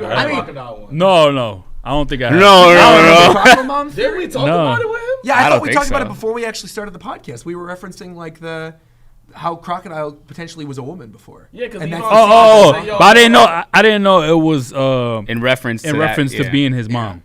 I thought, I think that's more of a meme than anything else. Yeah. I think to me, this isn't super absurd, but like I always thought that the Crocodile thing, that there were more allusions to Crocodile actually being like a kid and like being aged up by the hormones than actually being a woman before. Why say that? I'll explain. Ivankov keeps calling him Croco Boy. He doesn't call him, his nickname for him is Croco Boy. Yeah. And like, what is Crocodile referencing? What is the direct reference of Crocodile? Who is he referencing? What fairy tale? Fairy tale? Yeah, Peter Pan. Not the anime. So, really? Yeah. Who is the main villain? Captain Hook. Captain Hook. So, okay. And who? I'm like, yo, I'm sorry, Rob. And who's no. And who's the character that eats Captain Hook? The crocodile. Oh wow. So there's a lot of Peter Pan references to Crocodile. And we also know that Crocodile attempted to kill Whitebeard in the past, right? And failed miserably. Yeah. Went to sea and failed miserably. Yeah. And in my head, like all those little teases, like the allusions to Peter Pan, the Crocodile, Captain Hook thing, Ivankov calling him Croco Boy, like all this other stuff. I do wonder if maybe Crocodile, as a kid, right, witnessed Whitebeard do something and swore revenge against Whitebeard, right? But was not strong enough to take him on. Yep. met with Ivankov, said, age me up. I want to kill that Whitebeard. Age me up. And Ivankov's like, I don't think this is a good idea, man. Like, you can't just go to sea willy-nilly and, like, take on a Whitebeard. He's like, no, do it. Age me up. Age me up. Ivankov's like, all right, here's your hormones. Boom. Ages him up. And then, obviously, tries to fight Whitebeard, loses, gets obliterated, and then has to actually make his way up as a pirate, but doesn't have the experience that all the other people do because he used to be a boy. And it's like, gentleman, bro. Because think about like the whole thing with Neverland and like Peter Pan in the story is he never wanted to grow up. Excuse me, was the whole thing. Whereas the reverse of that would be a kid who wanted nothing more than to grow up. The irony. Exactly. So that's why I think like he might have been a young boy and that was aged up by the hormones, and that's like the secret that Ivankov knows, and Crocodile's like, shut your goddamn mouth. Yeah. Don't let anyone know this. I don't want to be embarrassed, you know. I think it's, and again, the Captain Hook thing, his name literally being Crocodile. Yeah. Interesting. Good job, Roger. Like, that was a good one. Wow. Cooked up on that one. That was a good one. Cooking. Infinite Dynasty. I think we all pretty much agree with this, but what's good, RTTV and Roger? Hot take. Okay. Ace died a stupid death. Man fell victim to trash talk from Akainu after Luffy spent 3 arcs trying to free him just for him to die 5 seconds later. That's facts. Right? I think we all pretty much agree with that. Yeah. He got destroyed by his ego, bro. His ego killed him in that moment. I mean, he turned around and was like, you really think I'm a bitch? I bet. And then went and died. Well, actually, no, it's more about, it was the pride of like the Whitebeard pirates and stuff like that, because he was talking shit about them. He was like, I'm not gonna stand for you to disrespect. Yeah. The way I would relate it is, we think back to the Oscars last year when Will Smith slapped Chris Rock and he said, keep my wife's name out of your mouth. Yep. And now we just come to find out that Jada Pinkett Smith doesn't even consider Will Smith her husband. Yeah. That's wild. That's wild. He should have just slapped himself. Trip. He slapped Chris Rock, and for what? For absolutely nothing. For a book for Jada in a couple months. Only embarrassed and killed in the public eye. At least Ace was claimed. That's right. That's true. At least that's true. That's true, bro. That's right, bro. A couple months later, she dropped a music video with her ex-mans. Come on, son. Man. Like, also, life's crazy. We don't know the full story of what happened with Ace and Yamato in Wano Country. Who knows? You know what I mean? They might have had a little bit of a thing going on there. Maybe. Who knows? Who knows? I don't know, man. She like, I don't know. Yamato also could have just been like, look, I just want to know more about Oden. Tell me more about the world. You know, that's true. Next one, it says, Roger, can you explain Enel cover stories to the guys in the space people migrated to Earth theory? Sure. So, if you guys, I guess you know this because you've seen the cover stories, but there's essentially a cover story that was never animated that shows what Eneru's been up to since Skypiea. Oh, that's why you said that whole movie. Right. Okay. So he literally goes to the moon. There's like space pirates there. There's a race of people that lived on the moon. He finds these little automaton robot things, and he basically, by the end of the cover story, commands these little automaton robots. And it's set up in a way where like, Eneru's gonna come back one day, and he just hasn't come back. So that's why I think a lot of people think that Eneru will be back at some point. And considering a lot of the stuff that we know, like the moon is important to the story, but we still don't know like all the details. I still gotta be super careful right now. I'm like, I think I'm like on a line right now. I think I do think he'll come back, and I do think he'll come down from the moon. And I think it's important that everyone read that cover story. Okay. Interesting about that moon thing. Yeah, I guess it powers up all the what do you call it? What's those people called again? The minks. So, of course, and the minks. Well, and the other thing too, like in real life, the moon controls the tides. Yeah. And like One Piece is a story that takes place on the water, so there's got to be some connection there. Yeah. Shout out to Sloth Joe for that one. We got Malik Black said, fun fact, Jerry, your favorite Ichiya and Gecko Moria have the same voice actor. That's hilarious. Really? I didn't know that. What? It makes sense why they're both trash. Yeah. Wait, you said my favorite. Ichiya. Fairy Tail. I hate Ichiya. Oh my god. Have you watched Fairy Tail? Oh my god! Wow, Have I watched Fairy Tail? Come on, bro. I value my time. I don't watch Fairy Tail. That's his top 5. No way. Yeah, but okay, like, let me ask you. can I Wait. explain- Let me ask you. Real quick. Let me ask you. I'm like, what's going on here? Let me ask you this. All right. Let me ask you. Do you like Fairy Tail because of the story, or do you just like it because of Lucy? No. First of all, He hates Lucy. He likes Ursa Scarlet. Hold on, wait. Let me explain. Oh, first of all, that's fair. First of all, Lucy is probably one of my least favorite characters in Fairy Tail. That's fair. So, here's the thing. I explain this a lot. My thing is like with Fairy Tail, I started watching Fairy Tail at a time in my life where I was going through a lot, right? And it helped me get through that time. Great. When people say they don't like Fairy Tail, I get it. Yeah. It's cool, to each his own, and I'm not gonna knock anybody for not liking it. I'm not gonna fight you on it. No. I just say for me, like, I like it because of what it did for me within that time. Like, it was an anime that literally was on one of those off-brand anime websites when they had them, like, back in, like, 2016, and I'm just looking for something to watch, and I'm like, this looks interesting. Just started watching it, and I was like, okay, all right, I like the mood of this, and I was able to get through it. I was able to like some of the characters that I got introduced to, and that's just me, you know? Along the way, did I grow to like certain characters more than others? Yeah, but like, I mean, if you don't like it, it's not. It takes nothing off my back because some people think I feel some type of way when they be like, Fairy Tail's trash, which I used to at one point. Then I was like, you know what? I get it. That's me with InuYasha. That's 100% me with it. I watched InuYasha at a point. See, I saw it this time. I saw it. I watched InuYasha at a point in my life, same thing, where it was like in high school, I wanted like other anime to watch. It was on Adult Swim. I thoroughly enjoyed it. I thought it was good. But like, you go back and watch InuYasha, it's not like, it's not some well-written masterpiece. But I can go back, probably the same way you can go back and watch Fairy Tail and be like, this is fun though. I'm enjoying myself. But if someone was to come up to me and be like, yo, InuYasha's terrible, I'm like, facts. But I love it. Doesn't mean I love it any less. I think that in Fairy Tail they do have some good plot lines. Yeah, whereas I think some good plot lines. I was gonna say for sure. Yeah. You just found your waifu. No, there's a scholar. Yeah, I like Sango, man. Yeah, not Lucy though. Yeah, Sango with the giant boomerang and InuYasha for sure. Joel loves Lucy. I love Lucy. Lucy's a good choice. She's a bad one. I like Erza more though, I think. So, or Ezra or whatever her name is. Erza, yeah. I like her, yeah. She's like the Zoro of that series, right? With the red hair and she's Yeah, like the yeah, swords woman. yeah. She's fire. I know nothing about the show. I like her design. I know enough. Yeah. We got Space Girl Station said, what's good, y'all? Do y'all think all the Straw Hats will learn hockey by the end of the story? That's a good question. Who's missing? Yeah, who doesn't have it? Yeah, who doesn't have it? Maybe Nami has it, Chopper. Usopp has Chopper it. doesn't. Chopper doesn't have armament? I don't think so. No. Chopper will have armament at some point, I feel like. Think about it. Chopper barely fights. Yeah, now he's more on his doctor. That's true. But I think at some point Chopper will probably do some cool attack in the final war and like have. I mean, an armament hockey coated beast mode Chopper would be kind of fire. Right? Yeah, that'd be sick. Yeah. Usopp has it. Robin has it. Sanji, Zoro, they have it. Frankie Luffy, has Frankie shown armament? No, right? Oh, not yet. Does Brooke have it? Oh, Frankie for sure has it. The Frankie's like one of the strongest in the crew. Yeah, Frankie for sure. Well, we never seen him. But we've never seen him have it, but he will, I'm sure. Yeah. Does Brooke? Same thing. Yeah, Brooke. I can see him having it.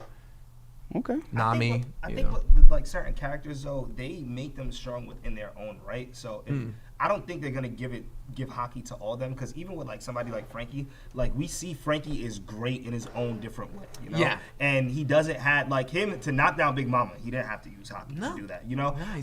With Chopper, like they gave Chopper that big beast form, you know. Yeah. And then with Brooke just be having some really clutch moments to me. Also, like, he's already dead. Like, what can you do to him? Like, he's dead already. He's fine. He can do whatever he wants. Can't do anything to him. So it's just like I don't think they're gonna give everybody hockey. I will throw the question back at you guys though. Do you think anybody else on the crew will awaken their Conqueror's Haki? Because obviously Conqueror's Haki is not something you can train for. Yeah. You either have it or you don't. But you have to discover that you have it. And obviously Luffy and Zoro have it. Is anyone else going to get it? Robin, you think? Robin. All right. Sanji. I feel like Sanji would be cliche, but I'm going to say Sanji just to be biased. Right on. Yeah, Sanji would be. Sanji, yeah, just Sanji. What? Robin just turned into a devil. Yeah, I know, but I don't think Robin necessarily needs to get there for the story to end. You know what I'm saying? I feel like she has more important. You think Sanji needs to have Conqueror's Haki before the end of the story? If he's gonna be Luffy's wings, I feel like he needs to have. Literally, she could make. She has literal wings, exactly. That's to my point earlier. Robin is another one of those characters to where it's like you don't need to give her that because they're giving her OP transfer. And I think I've talked to you about this, Wells. Her power is OP. Yeah, her power. Really, when you think about when she's first introduced, right? She says, "My secret technique is assassination." Like that's what she specializes in. She's yet to kill anybody. I'm like Robin. I'm ready. Like snap somebody's neck, kill somebody. I know, but she's not like killing them. Not important characters. Okay, cool. I want to see Robin straight up like get to a major villain and be like, stick around their neck and Spider chick. Black Maria might have. I mean, I don't know if. Yeah, Black but Maria they never will like come come back. from, like not like Right. We're talking about like a Orochi death, like you I know what I'm saying? Like that's what I mean. yeah. They really turned into like a whole silhouette just to like show squashing that spider. Yeah, like, I guess. dead, Yeah, bro. she's probably dead. Black Maria's probably dead. Hopefully she is. Yeah, There'd be no bro, point for her to come back. Yeah. I think it would kind of be ironic that a person that turned into a demon didn't kill a person. Exactly. I don't know, bro. Yeah. Yeah, but Robin for sure I think could do amazing stuff. Like especially with her awakening. Like how the heck would that work? Does she sprout other things on other people? Like, can she? But what would be the point of that? Like, you turn somebody into General Grievous. Like, why would you? You know what I mean? Like, why would you sprout other arms on somebody else's arm? It doesn't make any sense. You know, doesn't make any sense. Yeah, right. That's what it is. I don't know. I think she's just so like important to the series. Yeah. That's like for all the people that's coming after her, I think there's gonna be a moment that it just taps into her and stuff like that. Cool. She's targeting them. She's literally right now. Yeah. They said we can't do anything. Get Robin at least. Yeah. That's true. I think it's because of her knowledge, though, too. No, that's what I'm saying in terms of A couple other she's things I in could think of possession. too, but definitely her knowledge, without a doubt. And she look good. Before we get out of here, we're gonna probably read 2 more super chats, Do and it. then we're gonna end off with Roger. Just letting us know a little bit about something he really can't talk about.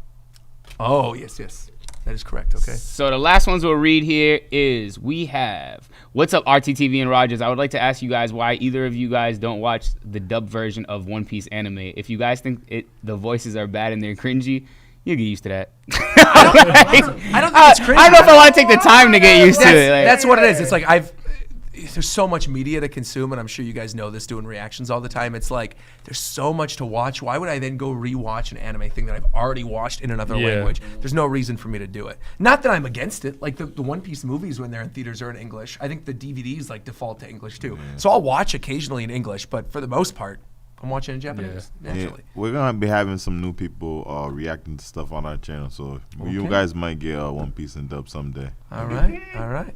That's it. You get a whole new group of people. You bring them to RTTV. You have them watch One Piece from the beginning. You regurgitate that content. You have them watch the dub. Easy. Yep. Easy. That's easy money.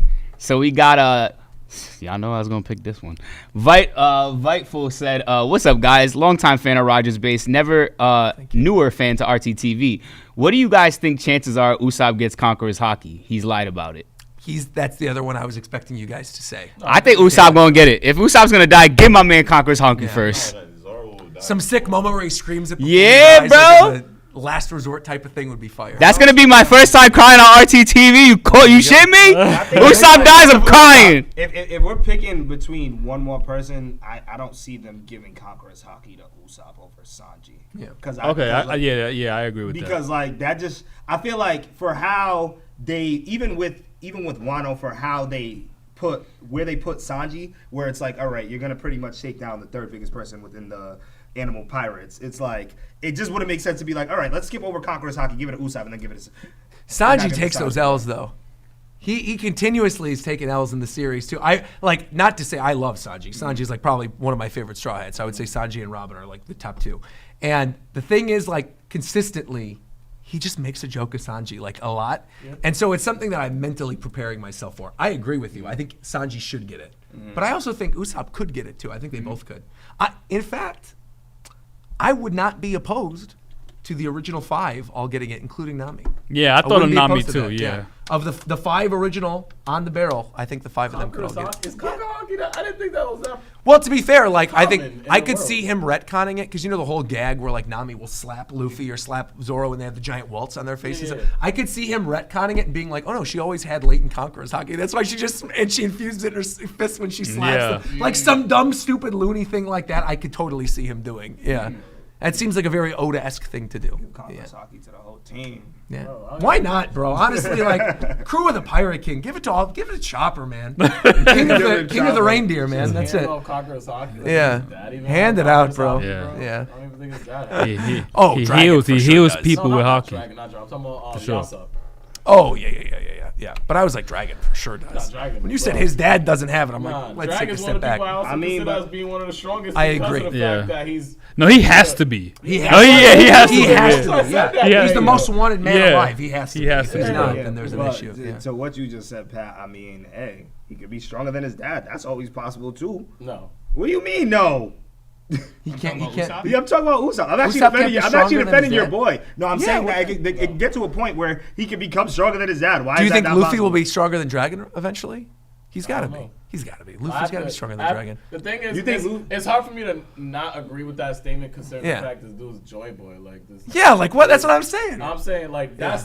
I agree with that. But Usopp's on his crew. That's what I'm saying. You know, to Roger's point, y'all subgroup part of bro Shanks. Yeah, but okay, but to Roger's Well, eventually point, you know that Luffy has to surpass. Right, Shanks. You think Usopp's gonna be stronger than Shanks? Uta? Are we talking about Uta? How do we get to Film Red Uta? Yamato's gonna be stronger than Kaido? No. So like I'm trying to say, just because you're the son of a person that's or daughter of a person that's extremely strong doesn't mean you're gonna supersede them. Okay, but I don't think it's out of the question. To Roger's point, though, first of all, when he's saying everybody's getting hockey, he's saying that all the Straw Hats within themselves are just gonna be the strongest pirate crew that's ever lived, right? Of course, Yamato, I don't want to use that Yamato example because Yamato is not part of the Straw Hats, as we've seen, right? And Yamato does have conquerors already. Yeah, We've seen and this, she so does. we know She that. does see that she has conquerors hockey. So I think that if you're saying, okay, this is going to be the strongest pirate group that's ever lived, I think it would make sense for the younger versions of themselves, like for Usopp to potentially surpass his father. If that's the case, I don't know if that's going to happen. I'm not even saying that, I think every member in the Straw Hats is going to have a One Piece. I'm just saying, based on what Roger's been saying, that it might be possible. He could probably be stronger than his dad in the future. I'm not ruling that out. You don't want to get into argument where it might be possible. So it might be possible. Astronaut theorist. Right, exactly. There's always a slip of a chance. Anything possible. That's right. Anything is possible. That's right. And if you guys notice, it's something that we didn't get to talk about. Right. That hopefully, fingers crossed. One day we get to talk about it. Yes. But something that's been taking over the whole One Piece universe, the whole One Piece world, is the One Piece live action. Yes, sir. You already know we reacted to the whole entire series. Facts. And we love it. But Roger, from what you could tell us, do you want us to let them know your history with the live action? So I visited the set of One Piece live action last year in Cape Town, South Africa. It was amazing. I have lots of behind the scenes footage, and I can't upload that footage because of the SAG strike going on right now. So hopefully I can, at some point before the strike lifts, maybe upload the behind the scenes stuff because I was under contract with Netflix prior to the strike happening. But in terms of like reactions to the actual live action show, I haven't done them. I literally have not even seen a full episode yet. I have not. All I know is like from the clips that were in the trailers and then what I saw when I was actually on set. When I can, I will say this, I'll tease this, that my reactions to the episodes when I do them are going to be something special. I might have some special guests. Might be a lot of fun. So I'll tease that a little bit. That's going to be fun. And of course I'm going to cover it. Like I was one of the people very early on who was like, I believe in the show. I believe in Matt. I really think it's going to be good. And people were like, no, it's going to be trash. All the live actions are trash. I'm like, no, man, you don't understand. The passion is there for everybody, not just the actors, but like the people working behind the scenes, the writers, everyone. They all genuinely love One Piece. So yeah, I will be covering it. There will be behind the scenes footage. I can't show it yet. And I want to talk about it, but like, again, I haven't seen it yet. So, cause I'm waiting, cause I think what I'll probably end up doing is like pre-recording reactions. And then when the strike lifts, have them all go up all on deck, ready to go. But again, that's up to people scheduling. Cause right now the people I'm having on to join me are like busy doing stuff. So it's like, all right, we got to arrange certain things, but hopefully everything plays out the way I want it to play out. I think it'll be cool. Yeah, it's going to be fun, man. Also, I think the other fun thing of it is like, I don't know anybody else literally there is nobody else. I don't know anybody else who's doing reactions to the live action One Piece who is actually on set for live action One Piece. And so there's like an additional extra thing that I could spice up the reactions with where I was like, oh yeah, I saw this on set and this was cool. Here's a behind the scenes clip I could cut in, so they're going to be fun. I'm really looking forward to making that. Yeah. Awesome. Yeah. Hopefully when you're done watching all that, we could get another pod just about 100%. One Piece live action. You guys call me up. The nice thing is that we genuinely do all live very close to each other. And also I like where the studio is too. This is easier to get to. It's great. Middle of nowhere, but still. Yeah, right. But at least better parking.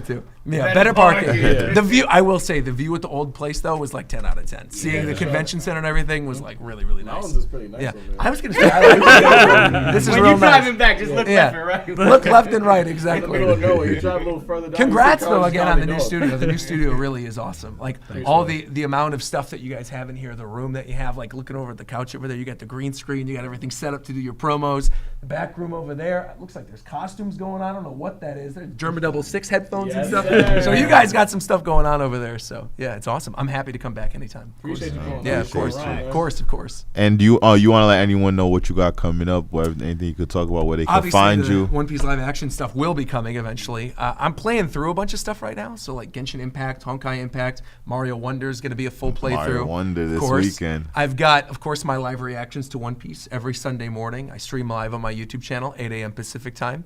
And I'm trying to think something else that's coming up in the near future that I can talk about in terms of like a cool video series. I mean, Mario RPG is coming out next month too. So I'm really looking forward to that, playing that game on stream. Honestly, I just feel like this year, with everything that happened with like my channel getting hacked back in January, having to climb back from the hack, all the members only videos getting listed publicly, messing up my algorithm, having to climb back from that amidst all the traveling, and then like the SAG strike, it's just been like hit after hit after hit. It's been hectic, right?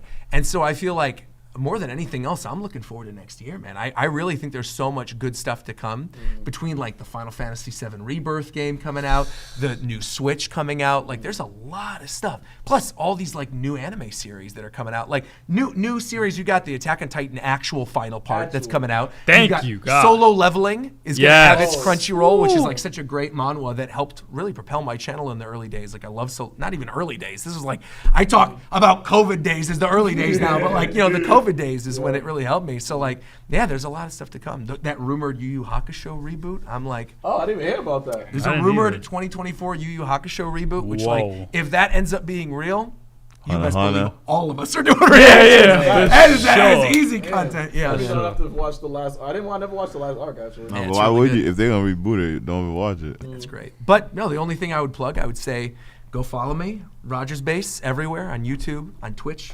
Instagram, Twitter, whatever. Go follow me everywhere. Yeah. If you want good, I feel like, to be fair, a lot of our crossover is also something I see constantly in like my channel analytics, where it's like people who watch this channel also watch this channel. It's like, wow, people also watch a channel that likes video games and anime that does reactions. Who would think? But, yeah. So I feel like if people like you guys, they'll like me. Yeah, that's a fact. For sure, bro.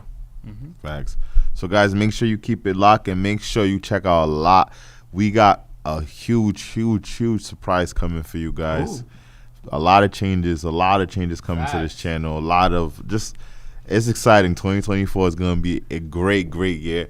And November 1st will be our next podcast. And that podcast, we will be doing the show tiers. So make sure you keep it locked and get your notifications ready for the next podcast. We're going to go through all of our show tiers that we've been doing. To rank every show we ever watched. Every show you've reacted to? Yep. Oh my God. Good luck. And make sure you check me and Patrick out this Tuesday for our sports channel, RTTV Extra. We got the live streaming premiere of the NBA season. Yes, Lakers versus Denver, Suns versus Warriors. So make sure you guys keep that locked. And Saturday, too. We're going to be doing UFC 294. So that's gonna be a crazy one right there. When are the Lakers? I almost said when are the Lakers fighting the Bulls, bro? No, but when is the next Bulls-Lakers game? Because isn't it like early December? I'm not sure. I don't know. I want to go.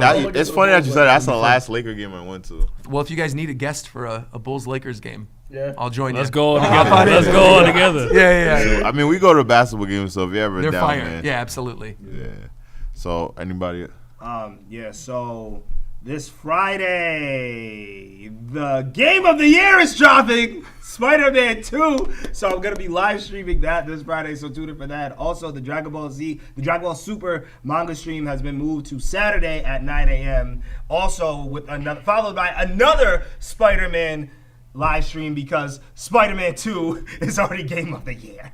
And Joel died in a tutorial. So, you died in the tutorial? I didn't die. I almost died. There's a difference. Yes.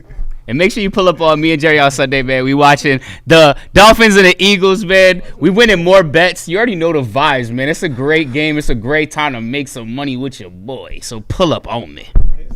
And yo, like your boy Rogers Base, also be reading One Piece. I'm also doing my first read through of Solo Leveling. Right on. Yeah. Right So what do you think of it so far? It's amazing, bro. I know, it's really good. It's a lot of fun too. It's just like pure hype. Yeah, the whole time I can't believe it. Watch it. It's just hype after hype. Yeah, I'm interested to see how the anime comes out. Me too. Yeah.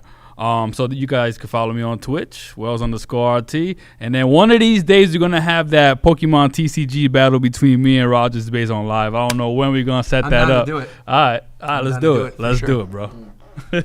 So guys, make sure you keep it locked. Make sure you check out our Patreon for all our early and full reactions. And guys, if it's your first time here, I promise you death won't be your last. So make sure you kill, murder, and smash that subscribe button. I go by the name Rob City RT. It's a maniac. _RT. It's your boy Wells. That's so funny. Rogers Base. That's right. Thank you, everybody. Appreciate it. Patric, I'll take. Yo, and one thing I also learned today is a lot of the pronunciations. I watched One Piece live action and learned Baratie. I learned today, how you say Skype again? Skypea. Skypea. I learned that shit. Sky P the whole time. And I was gonna say and a Kainu. I don't know how you even said it. Akainu? I don't know how you said it. How you said it again? Akainu. Akainu. Inu. So Aka is like red. Inu is dog in Japanese. So red dog. Akainu. Akainu. See, I learned some stuff. That sounds like Spanish. Akainu.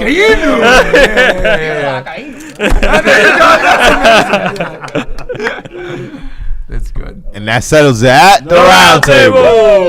Thank you, brother. Thank you. Of course, anytime, you guys, bro. That was awesome. Always a pleasure.